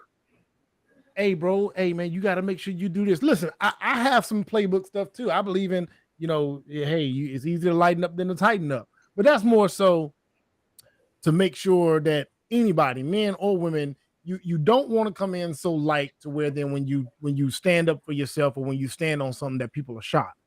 But there's these extremes to where men and women, but we're talking about a man here, there's this playbook and he's playing it well because boy, she's she's locked in. She's allowed the isolation, and she don't know up from down. I'm gonna finish playing this clip all the way out. It's common all the way through, bro. It really is. It's super common. The shit is it's like Paula said, it's predictable, bro. In some cases, there's even, and this is where I think a lot of her decisions are coming from.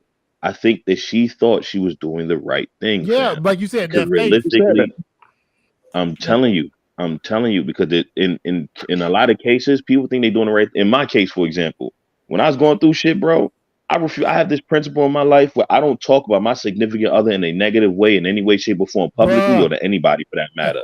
If anybody come to me, ask me about my significant, I'm like, nah, she good, bro. She this, she that, she this. Wonderful. She could be bro. She could be stressing me out to the point where I'm in the fucking hospital.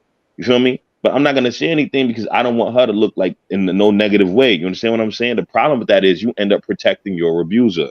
You understand what I'm saying? Yeah. You end up protecting your abuser, and that's what I'm seeing here with her. Like she really genuinely thought she was operating in a normal way. Oh well, in order for me to make this relationship better, I got to isolate myself and just focus on him. You see what I'm saying? Focus on this relationship, focus on what I'm doing, not realizing that by isolating yourself, you literally make yourself more susceptible to being abused without any restriction now. Man, look. Yeah. I mean, y'all have seen my post where I be like, y'all need to go stop going back telling my ex-husband this, that, and the third. Because I would get them calls. Why you telling our business? Blah, blah, blah, blah, blah, blah, blah, blah, blah. And I'm like, my integrity, da, da, da, da. I said, you know what? He said, well, what if I did it to you? I said, because you can't ruin my integrity. Man, let me tell you something, Sheffy. We had, and me and my boy Frank here, we got a mutual friend, and this woman started going off on social media. And I don't know their business, but I told my boy, I said, this woman is going off on social media like this. She's fed up and she's been embarrassed, and she cares nothing about his reputation. And there's nothing that he can say about her reputation right now. Nope. There's nothing. Right. I've witnessed, I'm like, when a woman starts doing that, she knows her reputation is intact, but she's sick and tired of this idea that's going around about him. She's just gonna speak freely. Yep. And be damned if his reputation is the collateral damage. I mean, my whole family. Well, he was such a good man to you, and he was this and he was that. And I'd be like, baby, let me tell you the whole truth. You don't know. Let me tell you the whole truth. And then when I started telling my aunt's story, she'd be like, oh, okay, now I understand. Because to them, you know, he was the guy who saved me from being wild in my 20s and doing what I was doing. Girl, you won. Right. He got a government job. He done built you up. You ain't gotta pay no bills. No, I ain't gotta pay no bills, but I gotta beg somebody for $20 to go to the store for myself. Yeah. Bro, I swear, this shit is crazy. Yeah. And you know, I don't want anyone to miss what he did in this situation where she said he called her mom. Man, that was a master manipulative play right there. That's the only way. When she said, y'all don't get along. When she said he didn't know what that was, oh, he did. Let me tell you something. Let me tell you something. That was in the playbook. It's like, hold on, let me flip. Look. Me and Frank, we joke, we talk about this all the time. You know something I've known since I was 17. Man, I've known this shit since I was 15. And we talk about this to this day. Since I was 15 years old, I've always known that whoever the parents was in that woman's life, girl, I'm talking about girls, because we're gonna go back. I've known that no matter what it is, all I need to do is ingratiate myself with Pops. If Pops is there, and if Mama love me, Pop gonna love me, because I'm gonna make sure Mama. And I wasn't being manipulative. I'm just saying I knew that. Hey, man, listen, Takia Fowler, if you listening to this, hey, look, it is what it is. And I wasn't being manipulative. I just knew. There was this girl I wanted to shoot my shot at. And I'm nervous and I'm all shaky. You know, I'm a little nervous and shaky, but you know what I'm saying? I seen her one time in church and I said, I can't shoot my shot in church. That ain't gonna work. You know what I'm saying? I gotta catch her another time. I'm like, but she at my church. I'm gonna see her. And I saw her when I was at the grocery store working my job. I done dropped the bottle of ragu, and I'm looking like a fool. You know what I'm saying? I got a little shaky. I done dropped the bottle of ragu. But you know what? I said she walking with her mama. So she done looked at me and laughed and sniggled and giggled. And I done looked at her and laughed and sniggled and giggled. And I said, what's the most player thing I can do? What's the most player thing I can do? I walked up to her mom. I said, excuse me, miss. I'm not trying to be disrespectful. I'm not trying to be rude.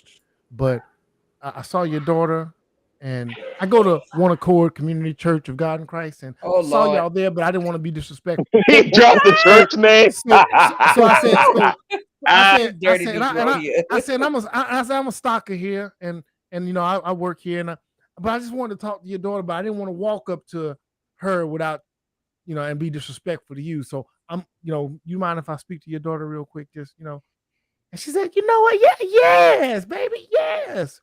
I'm telling you now, Zakiya Fowler would vouch for this 100%. Mama Fowler loved me all the way up until I got married, was gone in the military, living a couple thousand miles away. That woman loved me all the way gone. So he knew. We know. Listen, dudes be knowing. So yeah, he might have been beefing with mom, but he knew mom was the parent that was still there because daddy been gone for a while. Yeah. He like, you know what? Let me call mom. We beefing.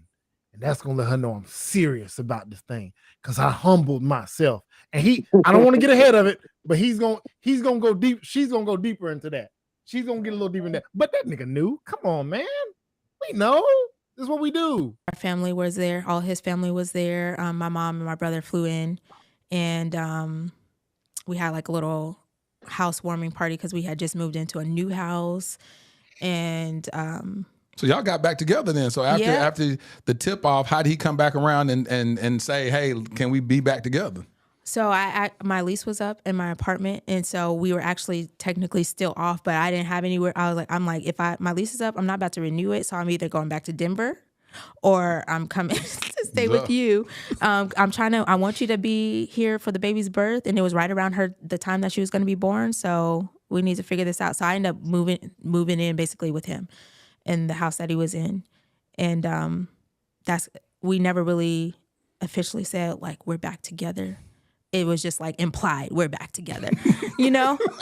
So there's never a conversation like, yes, we're doing this. We go together, circle yes or no. It was just like, we're together. We're together.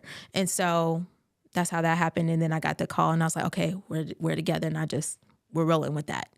And it felt great. I was all on board with it. I was excited. He called my mom. He called your mama. What? Humility. Right. And so that's how that happened. And so all of our family came in and we were celebrating this housewarming because we just moved into this new house. So the plot was, we're celebrating the housewarming, but everybody else knew, hey, engagement, but little I knew too.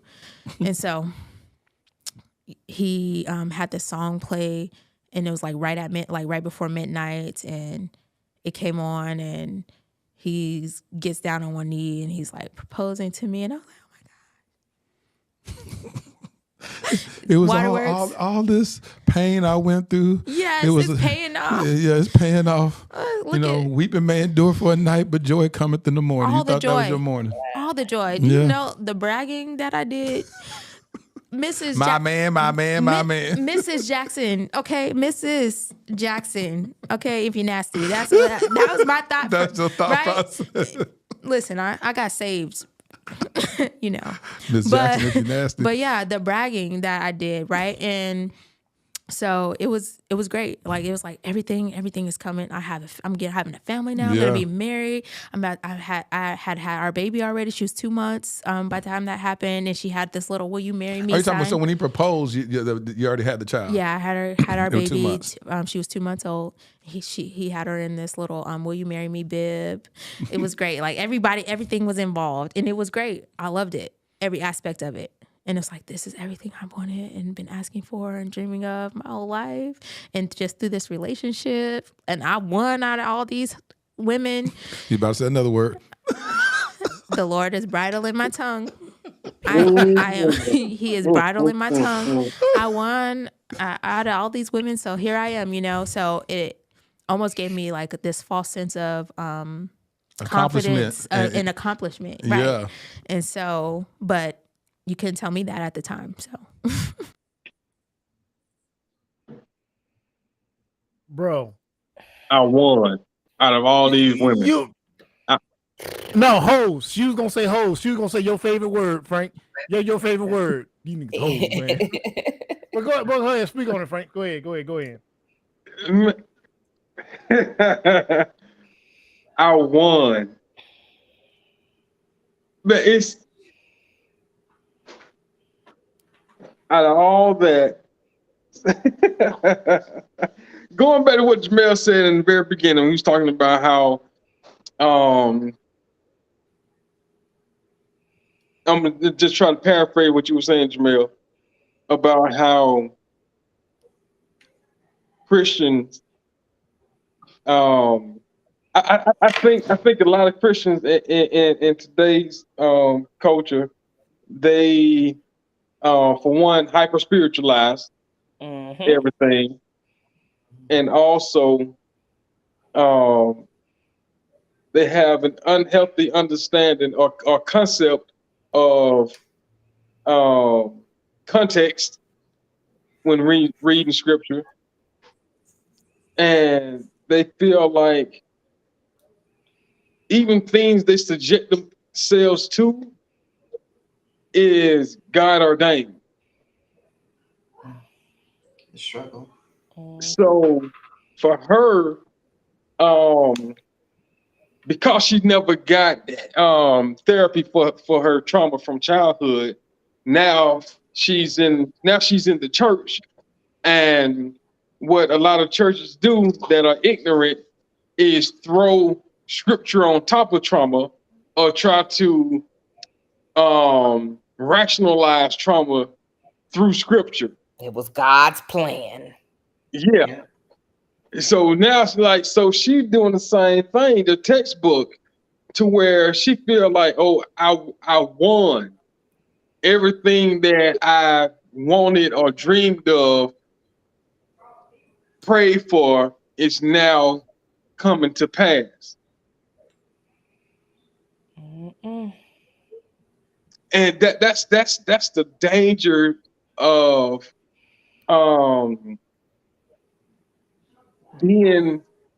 being a Christian but not understanding Christianity. Jesus Christ. Say it again.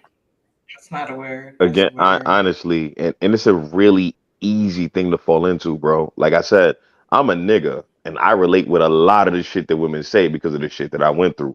You understand what I'm saying? One of the biggest things that I fell into, which kept me in the shit that I was in, was my faith.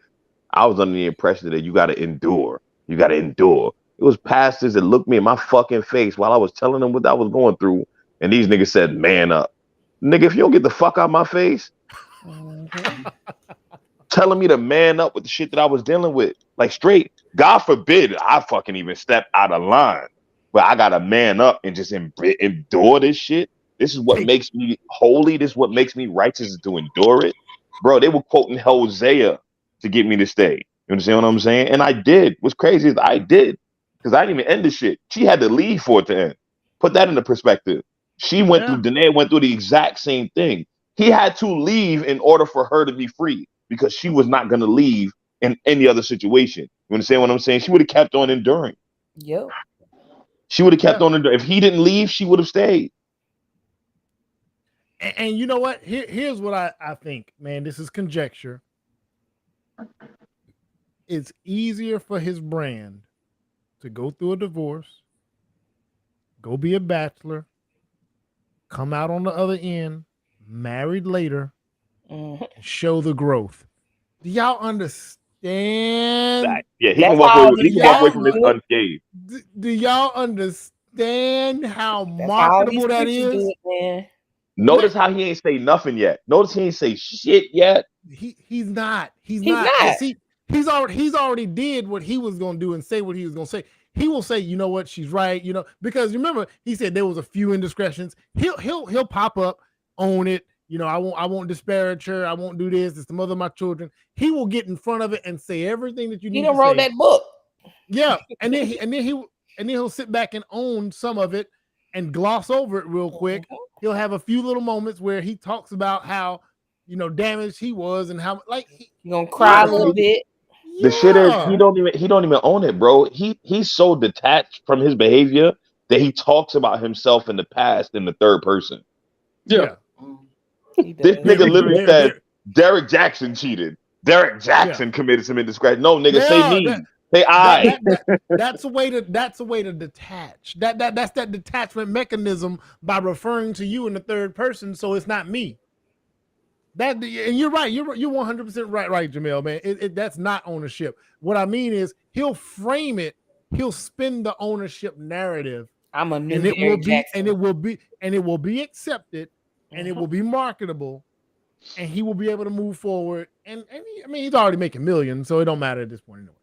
If he wasn't as attractive as he is, I don't think he'd get away with it again. Nah, he wouldn't. But because you see like a lot of these other red pill dudes, like them dudes, it's more than one reason why they single, and it ain't just their personality. Some of them dudes, Nah. These niggas hit by thunder. That's a fact. Hey, man. Hey, we listen. We Jamel, bro. We gotta chop it up on something else. I don't know. Listen, Jamel, we might have formed Voltron when it comes to the whole red pill, because when we get together and we just go, man, it's gonna be the men, ladies. Us men, we just gonna sit down and we just gonna go on it's gonna be the Expendables. These niggas pussy so soft, bro. You know that post I made not long ago when I said I think a lot of you dudes is confusing simping with heterosexuality. Remember I made that post? Son, I didn't target nobody. I was really playing because a lot of dudes make it seem like you're supposed to hate women in order to defend men, which makes no fucking sense. Understand what I'm saying?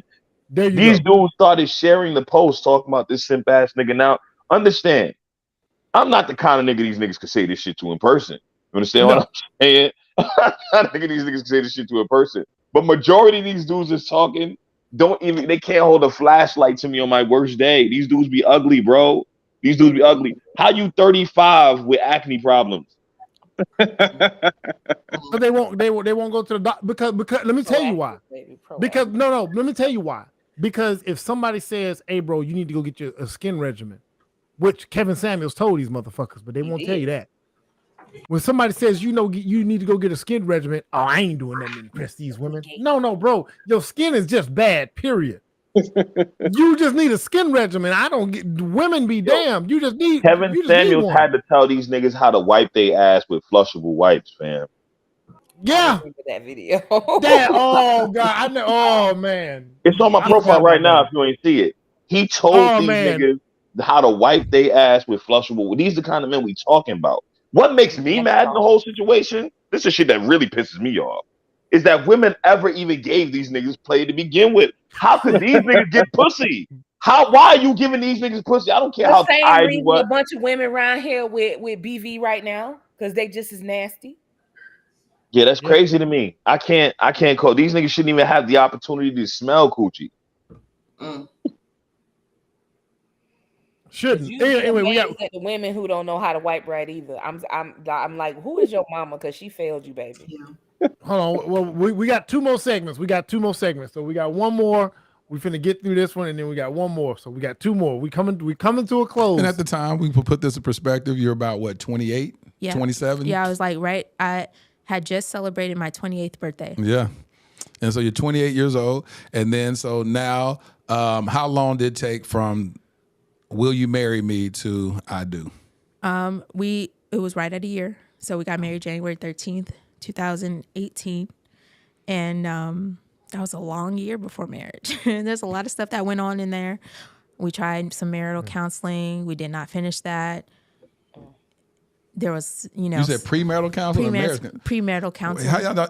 Y'all didn't finish our premarital counseling? No. Why not?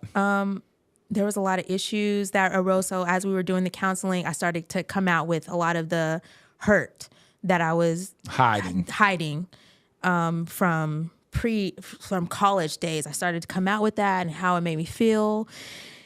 And it was a lot, I think, for him to handle all of that. Like, oh my these are God, things, how you know all this stuff? right? He's like, I thought How I do you pulled the wool over your know? eyes. Right? How did you know? But then also like, why are you just now telling me And about you still this? here? Right? Like, you know all that, you still Right. And so it was a lot for me to just like be like, and you did this and you did that. And I feel like I did do a lot of shame and blaming in communicating all the things I had been holding on to. So it was a lot for him to handle in that time. But anyway, it was all of that. He was like, I'm not doing this anymore. So we never finished. And then, and then here we go in the marriage. So, So you said he said I'm not gonna finish marriage counseling, but we're gonna continue going on with the wedding. It was looking a little bleak at first, right? Because at that time went back to the gym and started working out, and then I had a male trainer. And so then at the time that we're going through that's how I fucking go. premarital counseling, then it's like, oh, you're talking to your male trainer, and you're having a relationship with him. You're trying to hide it from me. And I'm like, I'm all these things. And so I'm like, I'm not trying to hide this from you. Like you see him, we go to the same gym. You can have a conversation with him. His wife is a trainer at the gym too. Maybe I should have asked for his wife to, like, I didn't even choose the trainer, but basically it became an issue. And so then that became the focus, as opposed to like me having a male trainer and what I'm doing over here. Deflection 101 became the focus of the conversation. And be clear, did you have anything inappropriate with the trainer? I did not. And did he ever like say, well, you need to have a female trainer then? He did not, but I took it upon myself. I went to the little desk and was like, hey, I need to change trainers. And then the trainer was like, well, did I do something wrong? Whatever. Can we have a conversation? I was like, there's nothing that you did wrong. It's just I got to do what I need to do, and I need a woman. And so then I got another trainer, Serena, and she got my whole life together after that. But yes, that became the focus. There was a lot of issues that came from that, and pretty much triggered the toxic behavior in him, triggered the toxic behavior in him to where now we have all these things going on in our marriage. So such as, you said triggered what? You said that triggered what? To accuse you of infidelity, to give him a pass to cheat on you? Essentially. Like, so me bringing up all these things, and then him feeling or accusing me of having this relationship with the trainer, which I did not have, but allowed him basically like, okay, I'm being like in his mind, I'm being disrespectful, I'm being unappreciative. He's done all this changing and actually asked for me to marry him, and here I go, just bringing up all this stuff from the past. And would you say he was on his best behavior during that time? Define best behavior. Okay. Okay. So if we're talking about, so we have to define best behavior. Okay, we're going to define it as not messing with other women at this point. Okay, we're going to have to define that too. Okay, so listen. Wow. Okay, Turn it off. I'll put it this way. Turn it off. Were there women that he had still had contact with in some way, that he's had a sexual relationship with or some sort? Those people were always there. That he was always constantly having at least a minimum a dialogue with them. Okay. Like if they were friends. And was it discussed that he would no longer have those conversations with people in whom he had sexual relationships with? No, so that wasn't discussed until after I left the marriage for 8 months. That wasn't discussed until after that. So, but going into marriage, no, there was not really a dialogue about like, hey, all these people that you've had a relationship with or whatever in the past, like all of them need to cut out. You ain't no friends. There was no dialogue about that. I didn't have any boundaries or barriers. I didn't even know what that was. I didn't even know what a boundary was. Exactly. Like, what is that? I didn't have any standard, or like, I didn't even know that was a thing that you can actually request or not even request, that you implement, So, there was none of that. So was there people that he had at least at minimums a conversation with, that he has had sex with or has some type of dealings with? Those people had always been there at minimum in conversation from. As far as having a sexual encounter, to my knowledge, there wasn't a whole lot going on. But then again, not too long after our premarital counseling failed, he met up with Don't be saying no a names, relative. I wasn't. Okay. I was bridling. I was thinking. You met up with Shaniqua Thomas. Right. And, A relative and supposed to like a distant relative. It's like one their cousin married my dad, so that's my cousin type of thing situation. But like a relative, essentially claiming as a relative, they met up this is somebody that he had a conversation or like sexual conversations with and things like that in the past. Sexual conversations. They didn't have sex. He says that they had never had sex. It didn't go past their sexual conversations and things like that. But they did meet up not too long after the marital counseling. The premarital counseling that we had. So you don't know what happened. If anything happened, they just met up to right. So outside of that, I don't know. When something did happen, let's see, that was like a couple weeks before we got married. And I didn't even think we were going to get married because it was such a big blow up. And so he got his hair cut by a girl that he used to have sex with, and she posted a picture on Instagram with hearts. He was standing behind her, and there's hearts surrounding them, and I lost it on him. I lost it. I did not use any kind of biblical words at all. And I didn't even know biblical words at that time. So I lost it. And, at that point, it kind of triggered, like, he was like, you don't trust me. Like, you're supposed to be able to trust me. Like, I'm not even I needed my haircut because I'm trying to make a living for us. Like, this is important. There was nobody else available. And I'm like, you didn't even tell me about this. At minimum, you tell me that you have to get a haircut, and you didn't even do that. Not only did you not do that, you hid it from me. You sent the haircut appointment confirmation to the work email, and I'm running your emails. What kind of... Right. And so it was at that point where I blew up, where I was like, okay, I need to get help. I got to figure out myself. And I actually got therapy. I got 3 therapists. You got 3? Why you need 3? I needed all 3. All 3 of them. One of them miss something, the other one pick it up. Exactly. And that miss something. Yes. And I did that for about 3 months until I settled on one. And then I was with her for about a year and a half. Yes. So you said this was a couple of weeks before y'all said I do? Yes. And then after you got over that, y'all just decided to go ahead and get married at the same time. Y'all didn't change the date 2 weeks later. Yeah, no, we did not change the date. We still got married 3 weeks later. We did it. I was pregnant actually with our son. Nobody really knew I was pregnant because I wasn't really showing that much. And I didn't tell a whole lot of people I was pregnant. With the second child? Yes, our son. And so, yeah. And so now you get pregnant. It's a trip. You're getting pregnant in trauma. It's like the first time you got pregnant, you're passing women down the stairwell or passing them as you leave. Y'all making y'all D appointments, so then you end up getting pregnant. You said 8 o'clock. That was your standing appointment. 8 o'clock. On what day was it? Monday, Wednesday, and Friday.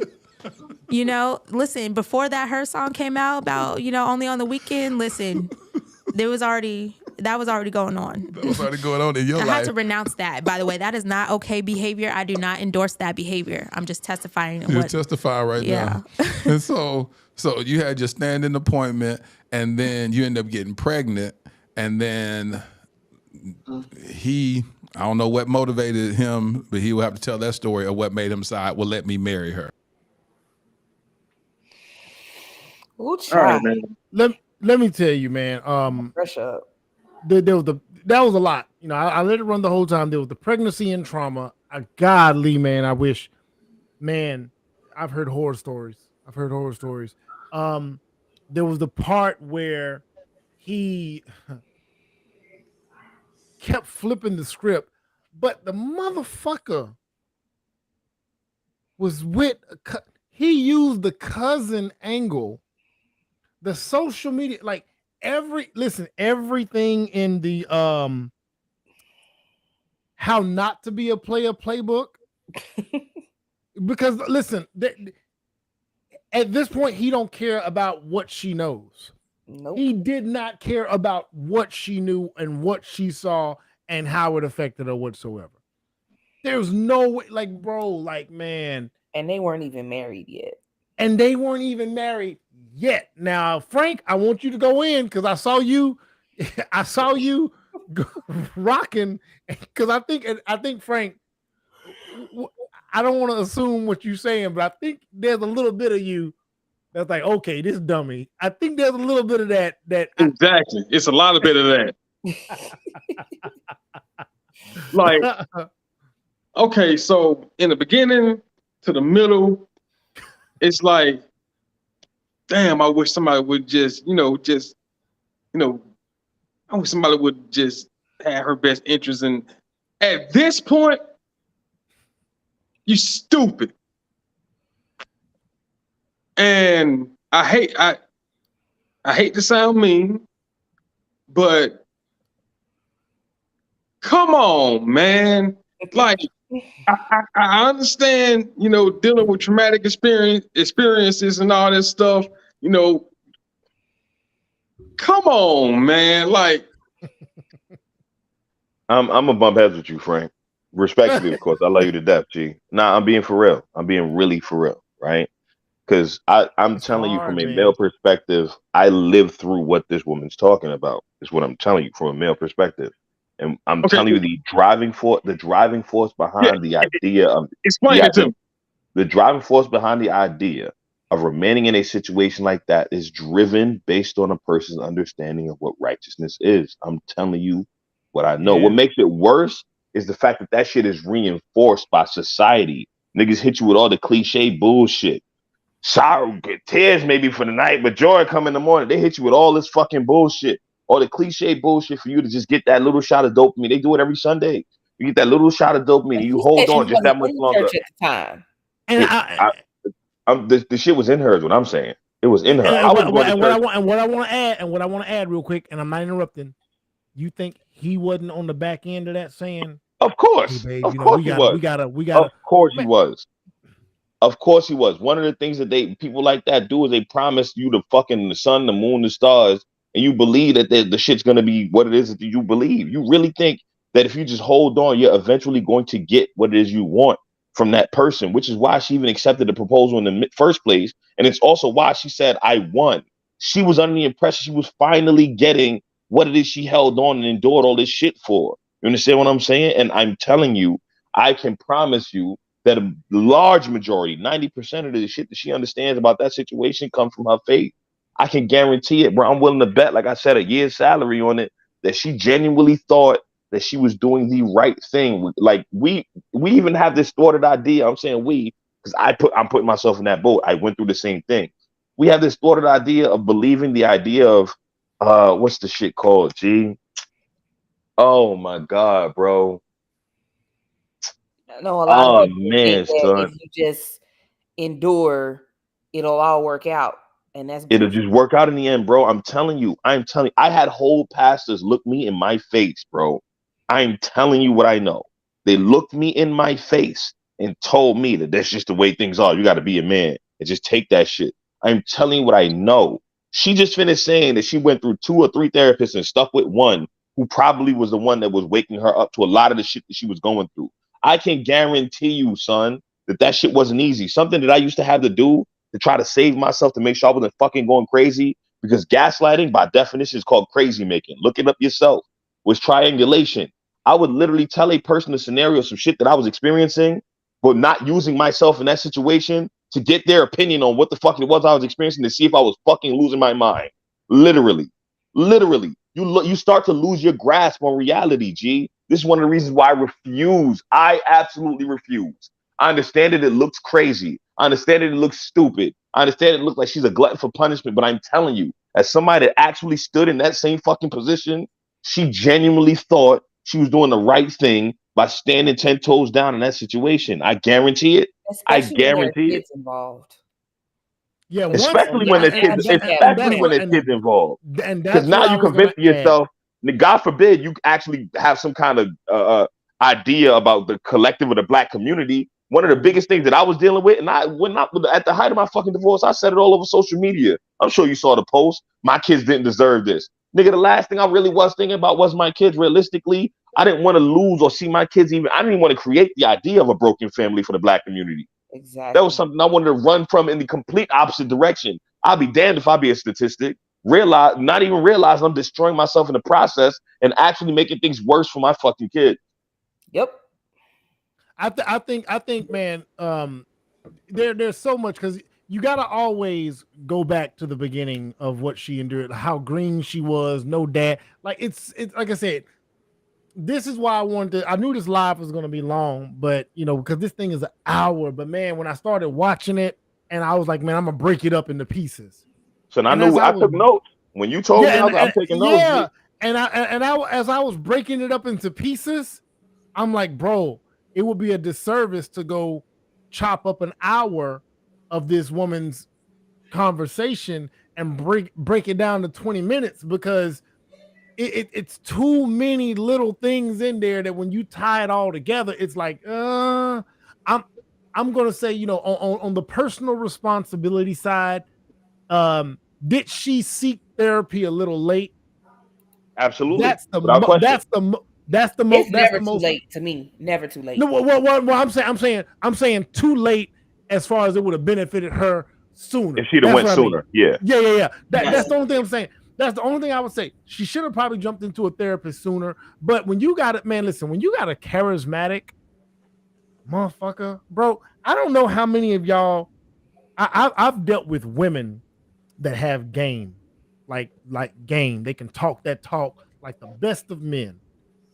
And I would say, as a man that has dealt with women that can talk with the best of men, it is I've never fell deep into this, but I've seen it, and like, woo, you know how to talk that talk, girl. Man, listen to Jill Scott. Everybody loves Jill Scott because Jill Scott says these things the way men want to hear these things. But go listen to what people got to say about Jill Scott. She's called a man eater. And I love Miss Jill Scott. And I don't want to throw under the... Listen, Jilly from Philly, I ain't throwing you up under the bus. And she done been through some things. But they refer to her as a man eater. Yeah. Man, you think Big Jilly from Philly can't sit down and have you believe in some things? And look at Frank. Frank like, what? Frank don't even want to take this in right now. He like, don't tell me this about Jill Scott. But I'm telling you. That's how we talked about it before. Yeah. We talked about it before. Yeah, she's a man eater. I mean, you listen to her music, you're just like, yeah, I believe that. I believe it. But I mean that's yeah. I don't even need a testimony from any of her victims to believe that. I just listen to her music. Yeah, she did all that what she's saying. She did all that what they saying. So add that. So add that to what Jamel is saying, and what Sheffy is saying, and what the doctor has been saying on it. I'm gonna call her the doctor on here. We're gonna talk Dr. Good. You know what I'm saying? Like, we gotta add all this stuff together and just think, man, like it's like quicksand for this lady. And the moment I get that. And I know that all of that combined plays a part in her decision-making capabilities. You're just at your come on man moment. You're at your come on man moment. Yeah, it's like at what point does this kick in? Like, let me be frank with y'all. Let me be a little bit transparent. And I hate doing this. I hate it, man. I'm not gonna use words, but I'm not gonna use people's names.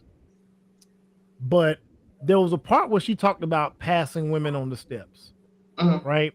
She knew, and they weren't married, but she knew what was going on, and she was just in the rotation. Let me say that there was a point in my life where there was women they knew that this woman was here, and they knew that this weekend was that weekend, and they knew that the next weekend was her weekend. They knew this. They could set their clock by it. I knew this. It was so to the point where when one weekend would go by, the following Monday, I knew I had to deal with the attitude of a woman who weekend it wasn't, because I just had to. It was they rotated weekends. They rotated, and I had homies that were like, man, you got two, you living the dream. And I remember this moment where it wasn't that for me. And I'm not trying to save myself because I ain't shit in this moment. But I remember this moment where I really did. I was very selfish, but I did have a connection with both these women. Both. But when it all ended, when we all said, golly, this is bad, we got to all walk away. Everybody decided we got to go. You go your way, you go your way, you go your way. I remember revisiting it years later, playing it in my mind. I looked at these two women and I was like, there's no way no man would go see either of these women and believe they went through that shit. I knew, and I remember telling dudes, this wasn't player. They were compromised. And I just so happened to be the man in the moment that had them compromised. That wasn't player. That was me benefiting from a situation where they were just willing to endure whatever they had to for as long as they could to get the end result that they thought that they wanted. It's like a lottery ticket, bro. It's an addiction, bro. I'm gonna play that number. I'm gonna play that number. I know my number gonna hit. Baby, you done spent $4,500 in the last year, and you keep going at this rate, it's gonna be $45,000 over the next 10. And you keep going at this rate, it's gonna be it's gonna keep going. You ain't gonna win. The odds are not in your favor. And so go ahead. The other part to consider in this whole situation is that she had just had their daughter, and she was now pregnant with their son. Yeah. There is no woman in the history of ever that is in her right mind when she done just had a baby or is pregnant with one. Period. They are not in their right mind. Period. I mean, I struggle just to figure out what I'm gonna eat every day. And I'm by myself. When I had my son, my grandmother passed when my son was 8 months old. I married my husband 2 months later, knowing damn well I should have never married him. So not only was I dealing with, I was in the height of postpartum, well, not the height, I was in the beginning of postpartum depression. And I was grieving the person I'm named after, my namesake. Bad decisions all over the place. Like, this man, I told him I'm the one in the house who doesn't have health insurance. That man told me he need a prenup. And I'm looking at him like, wait, what now? Like, what? And I still married him. Like this, people don't really understand the hormonal changes that happen in a woman when children are involved. We will make some of the dumbest decisions possible. And a lot of times we think it's because it's for the betterment of the child. For me, I was very stressed out about trying to be a single mom. And I'm like, please don't make me a single parent. We got to co-parent this thing. We got to make it work. And as a team, as parents, we were amazing. All of our children have grown up to be outstanding. They are vibing really well with the world. They're progressive. But as a couple, never should have happened. So I got a question. So that, and I always think this is a thing. I don't think it's a thing, but I always say it. I think sometimes a woman will get locked into this idea of, I'm with this man, we have a child, whether it's here or on the way. You're no longer thinking about the couple dynamic. You're thinking about the family dynamic. And this is why, and I'm asking, like, how serious is that? Because I warn young men about that. I'm like, bro, you got her knocked up. She's not looking at you as a boyfriend. You ain't a baby daddy. You are a family unit. That's just her instinct. She's seeing a family. Absolutely. I mean, like for me, when I was pregnant with my son, I couldn't work. I was very sick the entire time. And I remember being about to get evicted from my apartment, and I was begging my ex-husband, like, please come get me, because we lived together before. I'd helped raise my stepson when he was like 2. So my stepson was like 10 at the time. He's like 9 or 10. And I'm like, please come get me. And he would not, to the point where I wrote this man, because I was coming at him from the emotional standpoint of, I really need you to help me out right now. I'm pregnant. You know I'm pregnant. We too old to be talking about doing abortions. We both in our 30s. Ain't nobody doing all of that. Ain't no oopses no more. We too old.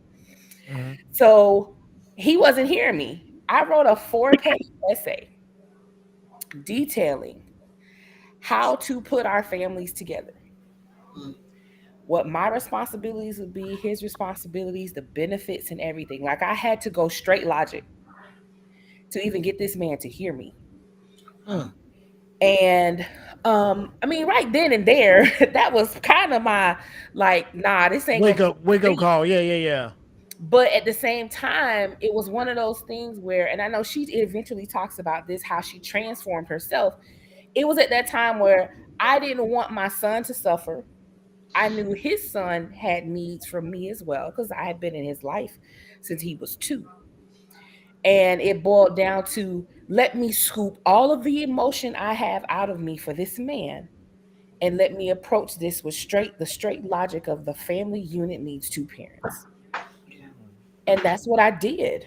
That's the only way I could marry him. Our marriage had nothing to do with us being a couple. Like she said, we kind of just ended up in the same house and decided we were together. That's what happened. We just ended up in the same house. And just, we were together.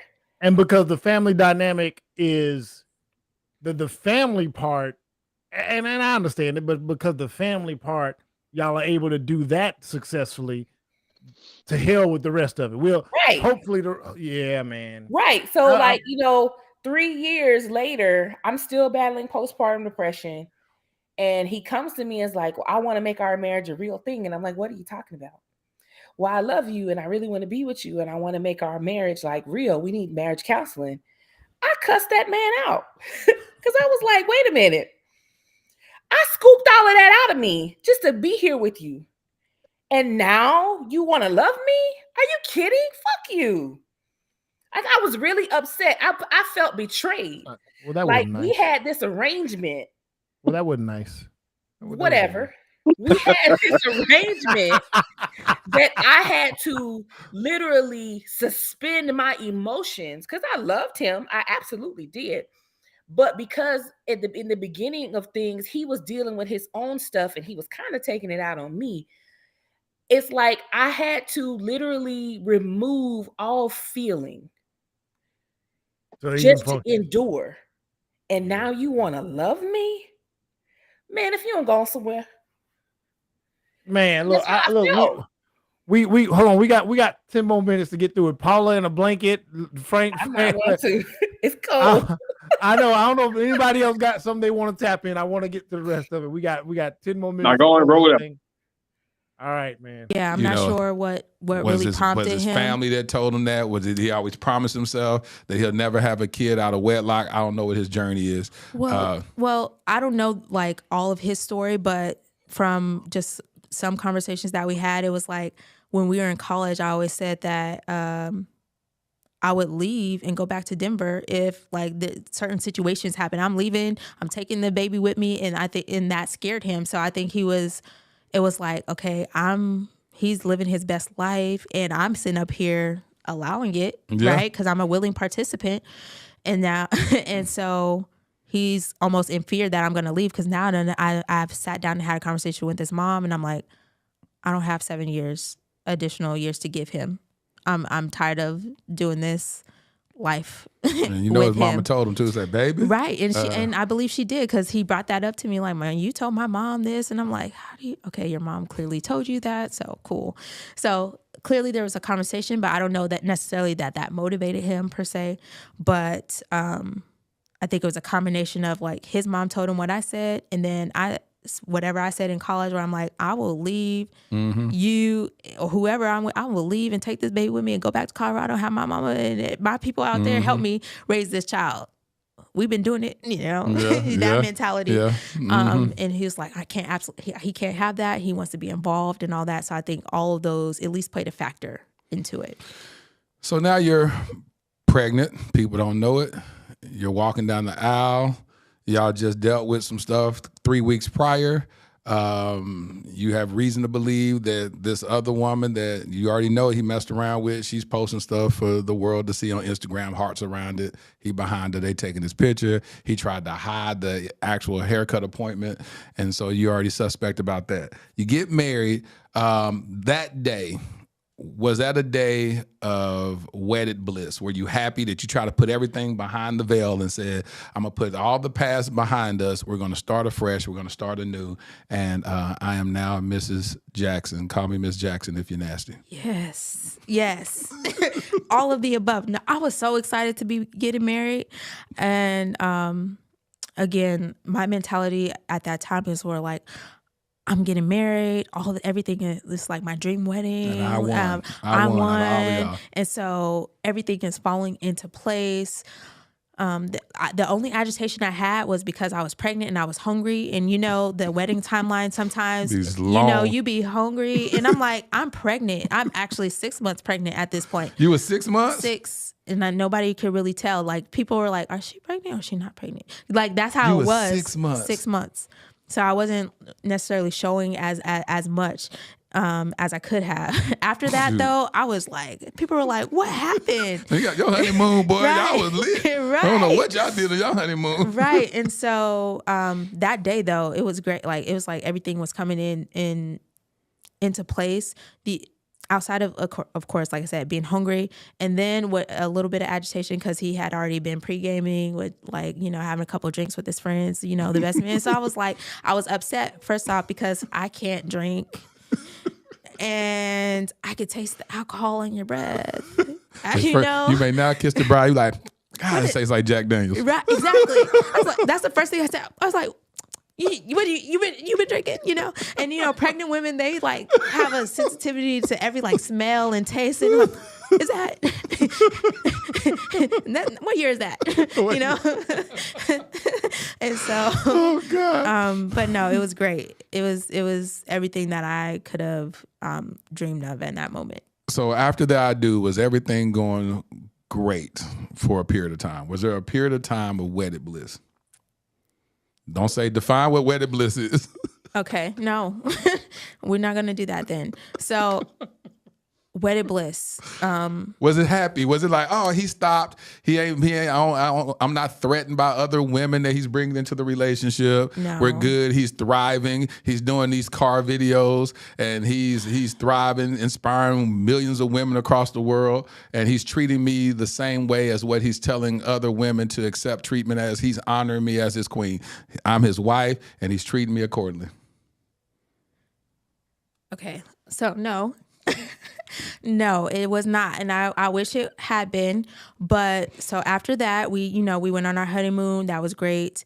Even at the honeymoon, it was like he was on his phone a lot. And so, I felt some type of way about that, but I whatever, he has to work because, look at the life I'm living, I got caught up in like, oh, I never experienced anything like this before. Explain what that, because people don't understand what you mean by that life. What life are you living? Okay, so there is a life of glam and riches and fame. Like when you have some status, it comes with stuff. Mm-hmm. It comes with access to stuff. It comes with like this extra treatment. It comes with money. I had not experienced any type of level of that. And I'm like, I've been all them Disney movies paying off. I'm living the life of the rich and famous.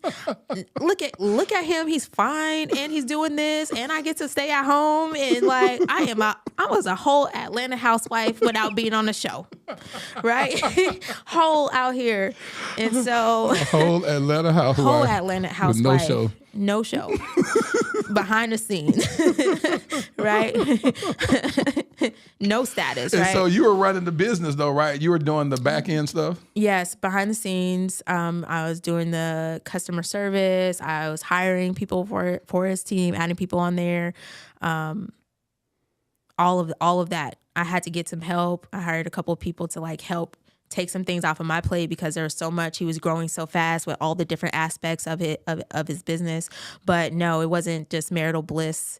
There was a lot of women that he was still just at minimum having conversation with, and that I caught him with, and I was just like, this cannot happen. When you caught him, you caught him having a conversation? Yeah, it's like he's literally texting them while we're in the bed. And I'm like, why is this name in there? Why are you still talking to her? I thought I had told you how I felt about this, and this is where I had still in a toxic way, but I had started being a little bit more vocal on the toxic side of saying, hey, this is not okay. Essentially I was expressing at the root of it, this is not okay. And I feel some type of way about it, but it wasn't in a healthy way. I could have done it a lot better than what I did. But there was that. And then with that, it was like, you're insecure, I have to do business. These are business people. I built these relationships. I'm like, well, nobody told you to mix business and pleasure. So if you have business with them, that means, guess what? You need to cut all business ties. This is not a relationship that you can have, right? And so that caused a lot of just friction, and it became, I'm insecure, I'm unhealed, people change, but I need to figure out my own stuff, which, I mean, those things are true. I was insecure. I did need to figure out some things like within myself to be more secure and at least to come to him assertively and be able to communicate in a more healthy manner. But it still did not pacify or negate the fact that these conversations in these relationships should not be existing. So there was both of those dynamics happening at the same time, and I didn't have the words or the tools to be able to really navigate that the best way that I could have. So to be clear, at this point, what year are we talking about? Year 1 or 2? This is the first. So the first year, first couple of months, you hadn't caught him.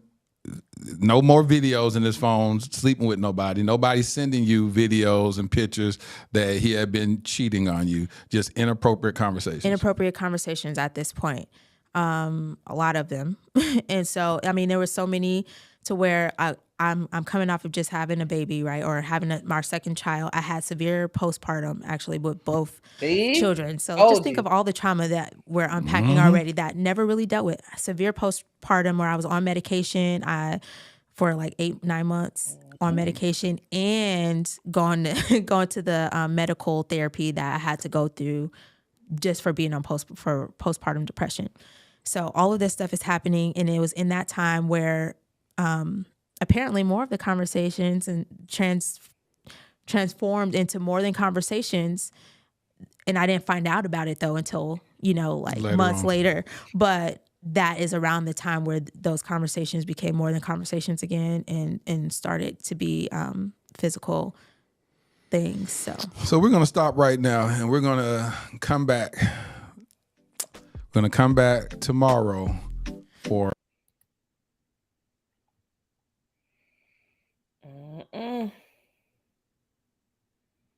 Boy, that nigga did a doozy on her, boy.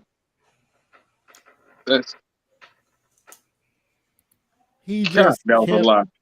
The thing is, realistically, if we being honest, bro, and I'm gonna keep it a buck, the culture made it common or normal for shit like this to occur and then not be looked at no kind of way. You know what I'm saying? Like it's made really comfortable. I don't give a fuck what nobody say. Man or woman, it's okay to be toxic today. This whole page is dedicated. Niggas made it a wave. City girl, city boy right now. You know what I'm saying? And for the most part, the people that's being affected, they tend to get looked at as weak, soft, or insignificant.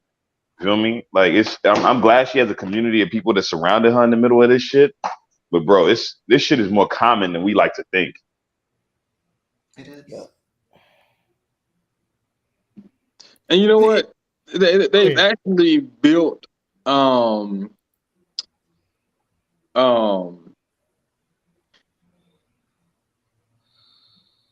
they built a culture of entertainment off of it too. Yep. Absolutely. And I think now that it has become entertaining, it's become more acceptable and palatable. Yep. because it is entertaining. Yep. Like, you know, people used to try to steer clear of drama. Now they run towards it. Because they need to have they need to be able to identify with it. It's crazy, man. It's a fact, G. It's a fact. Absolutely crazy. It's become so fucking common to play with a person's emotions. I don't even joke like that. I'm actually to the point now where I side with the motherfucker that murdered the motherfucker that played with their emotions. That's how crazy it is for me now. I don't even. It's that serious for me, because if you go to the point realistically, son, like we wouldn't have laws about temporary insanity, I think it's called, if that shit wasn't a reality. You play with a person's feelings to the point where they lose their grip on reality because that's what the fuck you're doing. That's what gaslighting and manipulating a person does. A person literally becomes crazy behind your fucking actions. And then you want to play victim when they lash the fuck out? No. Go 6 feet under, nigga. Sort that shit out with Jesus. And then they'll literally come back and say, it's always about you. It's always about you. It's got to be about me now because it's been about you for so long. And it's so many years. Like, man, we gotta really put it all in the context. And this is for all you 2-minute clip grabbing motherfuckers out here that just want to take 2 minutes, take 90 seconds to make a quick reel about something and put your little spin on it, knowing most of you won't take the time to even watch the hour. I don't expect people to watch this live like that, but the conversation was 1 hour and 14 minutes. Say just chalk it up to 1 hour if you rip off the introduction and the part and it's still going. There's a whole part 2 to the shit. And there's a part 2 that's coming, right? And it's probably already out, man. I don't know. We ain't gonna do no special. I don't know if y'all trying to do a special follow-up, but damn. But anyway, because that's talking about the fallout. But from 19 years old, you got to start from 19, young and dumb. And I don't mean that disrespectfully. I mean it because we all are. We're teenagers, young and dumb. Add that to the father figure and the needing of that. Daddy dies. You know, you got the step parent situation that you don't, so the only person there is mom. You go off to college. You're smart. You go off to college. You get raped, and that's not a light thing. I'm just trying to sequence the events. 3 weeks after that, you meet this guy. He seems to be everything you would ever want to find in a man, and it just keeps going and going and going. And you add the religious part to it, where you're enduring for a night, joy cometh in the morning, 3 abortions, you know what I'm saying? But hey, I'm still trugging along. Chugga, chugga, chugga, chugga, chugga, chugga, chugga, chugga, choo, choo. I'm just gonna probably begged you to stay, promised you all kinds of shit about them changing. Let's not even your women don't mean nothing to me. You to don't mean nothing to me. Don't mean nothing to me. You winning. I'm spending everything on you. And then when she gets pregnant and finally decides that she's gonna have the kid, now he wants to stand on principle. Oh no, I can't be out here like that, because he just built the brand. He couldn't afford to have a baby mama. Right. He can afford to marry, and 50% of marriages fail. He can afford a divorce, but a baby mama who might speak out, nah. I'm gonna let that fail, and then I'm gonna bounce back. It's all a play, man. Look, bro. Hey, look, man. I may never blow up, but good goddamn it, man. Like, bro, what are we talking about? And he still has a platform, and she's gonna, and it's good to see her talk the way she's talking, because the initial fallout, it was she got flamed up by the internet. The internet is undefeated. The internet don't care. The internet she did all that cursing everybody, boy. Yeah. The internet is undefeated. The internet is undefeated. The internet is undefeated. So I don't even fault her. Fuck that. Curse the motherfuckers if you want to defend a relationship. But realistically, he's not the nigga to be defending. You know what I'm saying? It was her defending him when we already knew something was up.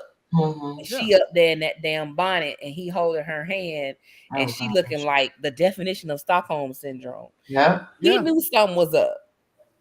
So when she came out there cursing folks, it's like, baby, this ain't gonna go how you think it's gonna go. It's not. Sure enough. Well, keep in mind, while that is typical Stockholm syndrome, realistically, she admitted that she knew everything all the whole time. Like she already knew. The point that I'm making is that in the midst of her knowing, she went back into the pattern of hoping for the best. You see what I'm saying? Because keep in mind, that was the only public infidelity that he admitted to.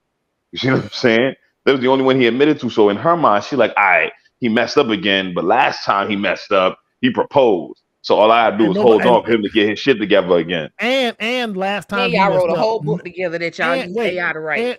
And last time he messed up, nobody knew his image wasn't like she's thinking, all right, he not gonna let his image fail, so I'm good now. Now I'm gonna get what I want.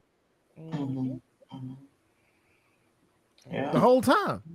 The whole time. So man, you rebuke everybody and may your children be. Hey, listen, don't be mocking. Look at you, Chef. See, Chef ain't right. No, man, I'm not. Look, Frank. I understand where this come from, but I ain't gonna forget her for that mess. Like you gotta apologize to people for that, man, because you made your seed dry up. I mean, oh, don't be, She owes the populace an apology. No, the populace owe her apology. Yeah, actually, if you go to her stories right now, her mouth closed like she been doing all this whole time. If you go to her stories right now, everybody's apologizing for the fact that they roasted her in her pain. So I don't care. Like you listen, we just gonna be mortal enemies on this, Sheffy. But she ain't have to. he said we gonna be mortal enemies on this, Sheffy. He said her name hard, Sheffy. I'm just one. I don't treat people how they treat me. I treat people based on who I am. So when she came out there cursing everybody, it was just like, man, she cussed you out too, Shaffer. She cussed you out too. Right, like I took that a little personal. Like, wait a minute, man. I didn't do nothing to you. Who was the one who was about to rally the truck together to come get you? What you talking about? We was gonna come save you and your raggedy bonnet. We was gonna come get you, baby. We were looking for you. We gonna get you out of them no limits. We gonna get you out of them tees, girl. But you cursing people. Wait a minute now. Listen, Sheffy, touch not the Lord's anointing and do his prophets no harm. That's why she should have been cursing nobody, because I'm one of the Lord's anointing, and I would have went and got this. Because I knew something was wrong. We didn't even know that man was married. No. Listen, that's the crazy part. For years, I had kept saying, yo, while y'all listen to this man talk, what's his relationship status? Like, I don't care. I talk my shit. I do. I talk my shit. But you're going to know which side I lean on. Am I a bachelor or am I single? And let me tell you, all of my internet, all y'all got to do is go follow my Facebook and Ringside and everywhere else. Every step of the way, married, separated, single, divorced. There was this little dry spell, and I just popped up like, hey, married again. That's just what it was. Out of nowhere. It's like, wait. Hey, man. Hey, you know what I'm saying? Our engagement photos. What? Yeah. But I wouldn't have allowed that to be. I do understand, man, with this social media thing that a lot of guys are going to remain. They're going to keep that stuff private because they're going to sell more if they appear to be single. I get it. It's the old pop culture narrative, right? But when you're talking relationship stuff, I think it behooves you to speak to where you stand, because it gives you more validity one way or another. It doesn't matter. If you're a bachelor and you talking reckless, it gives you validity because, okay, he's a bachelor, he's living that life. And if you're married and you talking reckless, okay, we know you on that side of it. The different thing is, that nigga was out here getting pussy like he wasn't nobody business. So he couldn't. I mean, you couldn't have told me that man was married. You couldn't have told me he was married. Because we didn't know. We didn't know. Like, wait a minute. This big behind liar got a whole wife at the house. I'm not gonna lie. I honestly thought he was married, but he had a white woman. He ain't no Tommy Sotomayor. I didn't. I thought he was single. I thought he was single. I thought he was single, and then when Tasha K blew it up, and she was like, "Y'all, he's married," and I was like, he's married, because I've never heard a reference to my wife or my marriage or my Not one time. relationship or He my never woman references or his my own old lady. relationships. Never. He talks about Never. everybody else. There Yeah, you I go. never heard him reference it, but I think there was one time there was a post and someone else posted it and said, no, he's married. And they posted pictures. And I remember it was like blowing up, but he never denied or confirmed it. It was someone else saying, no, he's married, you know, in the debate in the other comments and stuff like that. Yeah. And I'm that's sure all that that's that all even by sent his design. That's value all by up. design. Yeah, and that's all by design. That's all by Oh, design. it is. It is. It's crazy. Like I feel for her. I'm glad she's healing. You know, you can tell she still is processing. Oh, yeah. You know what happened. But And she's on the positive side of it. Like as the way right. she's expressing things now so clearly, and even able to laugh and see the humor in some of it. Man, when you Right. know And this, she anybody sees knows clarity in when it. you can see the humor, in it, you're on the other side of it. You know, you still got some work to do, which I'm sure Yeah. she does, and I'm sure she knows. But when you at least can see the humor in it, looking back on it, like, man, I kind of came through that situation. Like she's Yeah. what, in her early 30s now? Yeah, yeah. So she gonna get married again, and she gonna And upgrade. she's a millionaire. Like, look, she ain't hurting. Right. Is she? Well, You think she she don't? knows how to run a business. Let's put it that way. What's that? She knows how to run a business. She's learned how to run a business. Yeah, like, and there's no way he walked away from that without having to pay something. There's no way. I mean, I'm sure she's got a book or something that's coming out. Something she gonna get what she need to be. Yeah, not to mention child support, alimony. He fucked up. Yeah, she's good. She's good. Yeah, it's She's good, and rightfully so. and he gonna end up married again too. Watch. Yeah, Yeah, he is. And she gonna feel like she won. yeah. He's a changed man now. Yeah. I got him now. Yeah. You know, he just And, you know, needed a stronger woman to be in his corner. Yeah.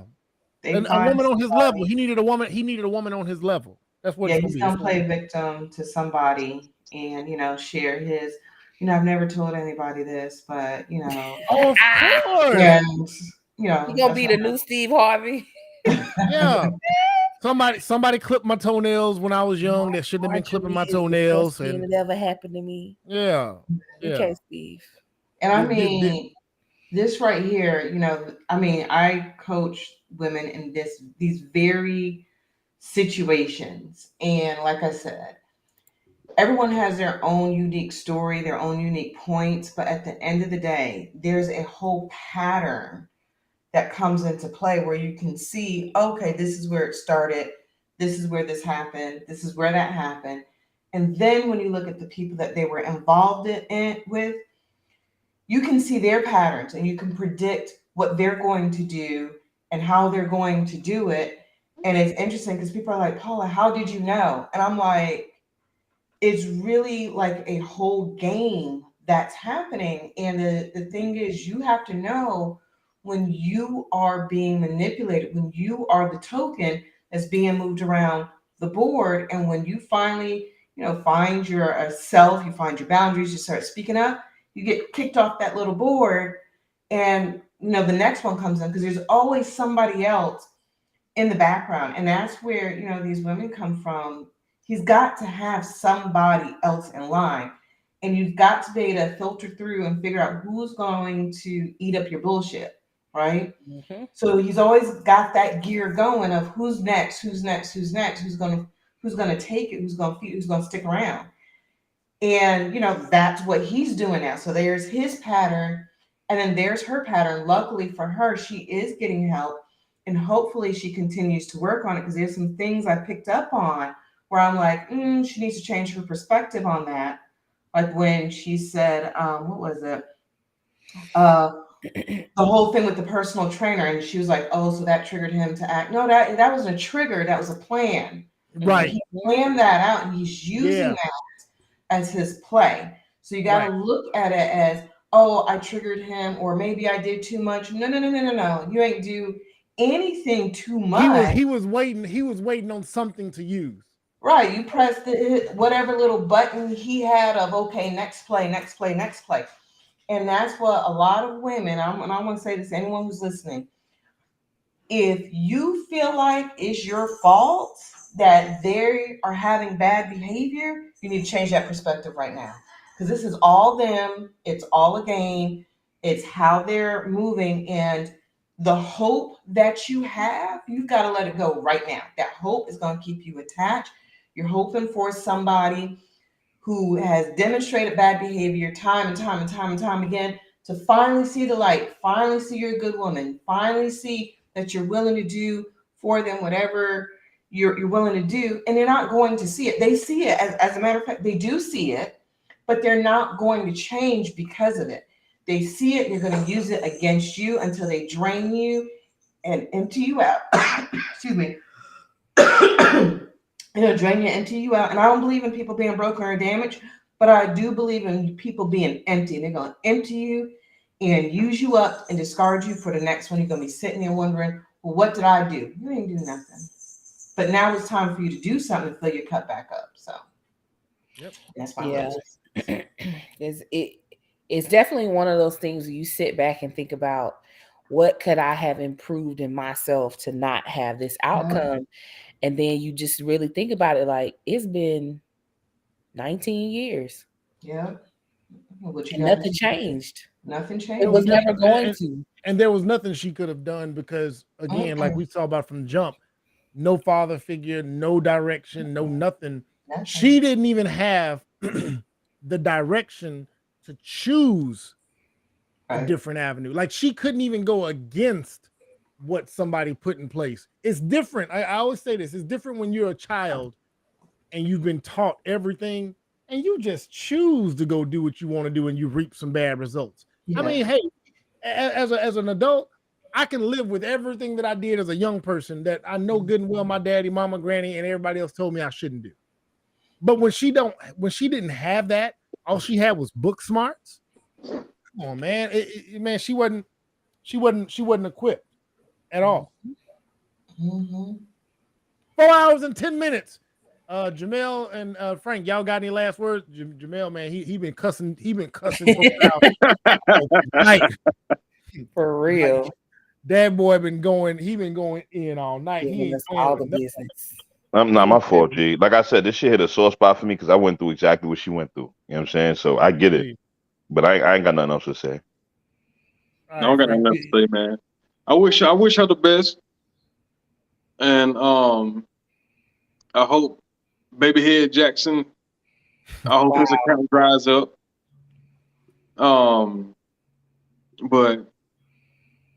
But if you do a part 2, I ain't doing that one. No. We talked enough about them. It ain't gonna do nothing to piss you off further. And that one is supposed to be all about the fallout. You know what I'm saying? On when she decided to go, and you know, I if I do anything, I may. Yeah, look at you. Stop. Anyway. Yeah, part 2, she's supposed to be addressing the Bonnet video that she sat down and did with him. The fallout. Yes. Yeah, the fallout. So I think we got to the part that we really wanted to. Y'all have a good night. Rest in power and heaven, Tina Turner. I love you and I miss you. Don't speak her name like that. And how would be her name? She said don't even speak her name. Because he's not being genuine. So don't Ike's even do ex, it. listen, Ike's ex ain't here no more. So hey, I get it. I think it was that I put Ike's ex on there. That part, if that had not been on there, I think that's what hurt. I think that's Ike's ex. The ancestors gonna come in your dreams tonight. Don't play with it. Big wheel keep on turning. Oh, keep on whirling. That's what they gonna do in your dream. Watch, just like beat you all upside your head. You gonna wake up. I got bruises. What happened? The ancestors. Yeah. All right, y'all. Y'all have a good night. Appreciate y'all for staying on for this one. Bye-bye. Bye. Yep.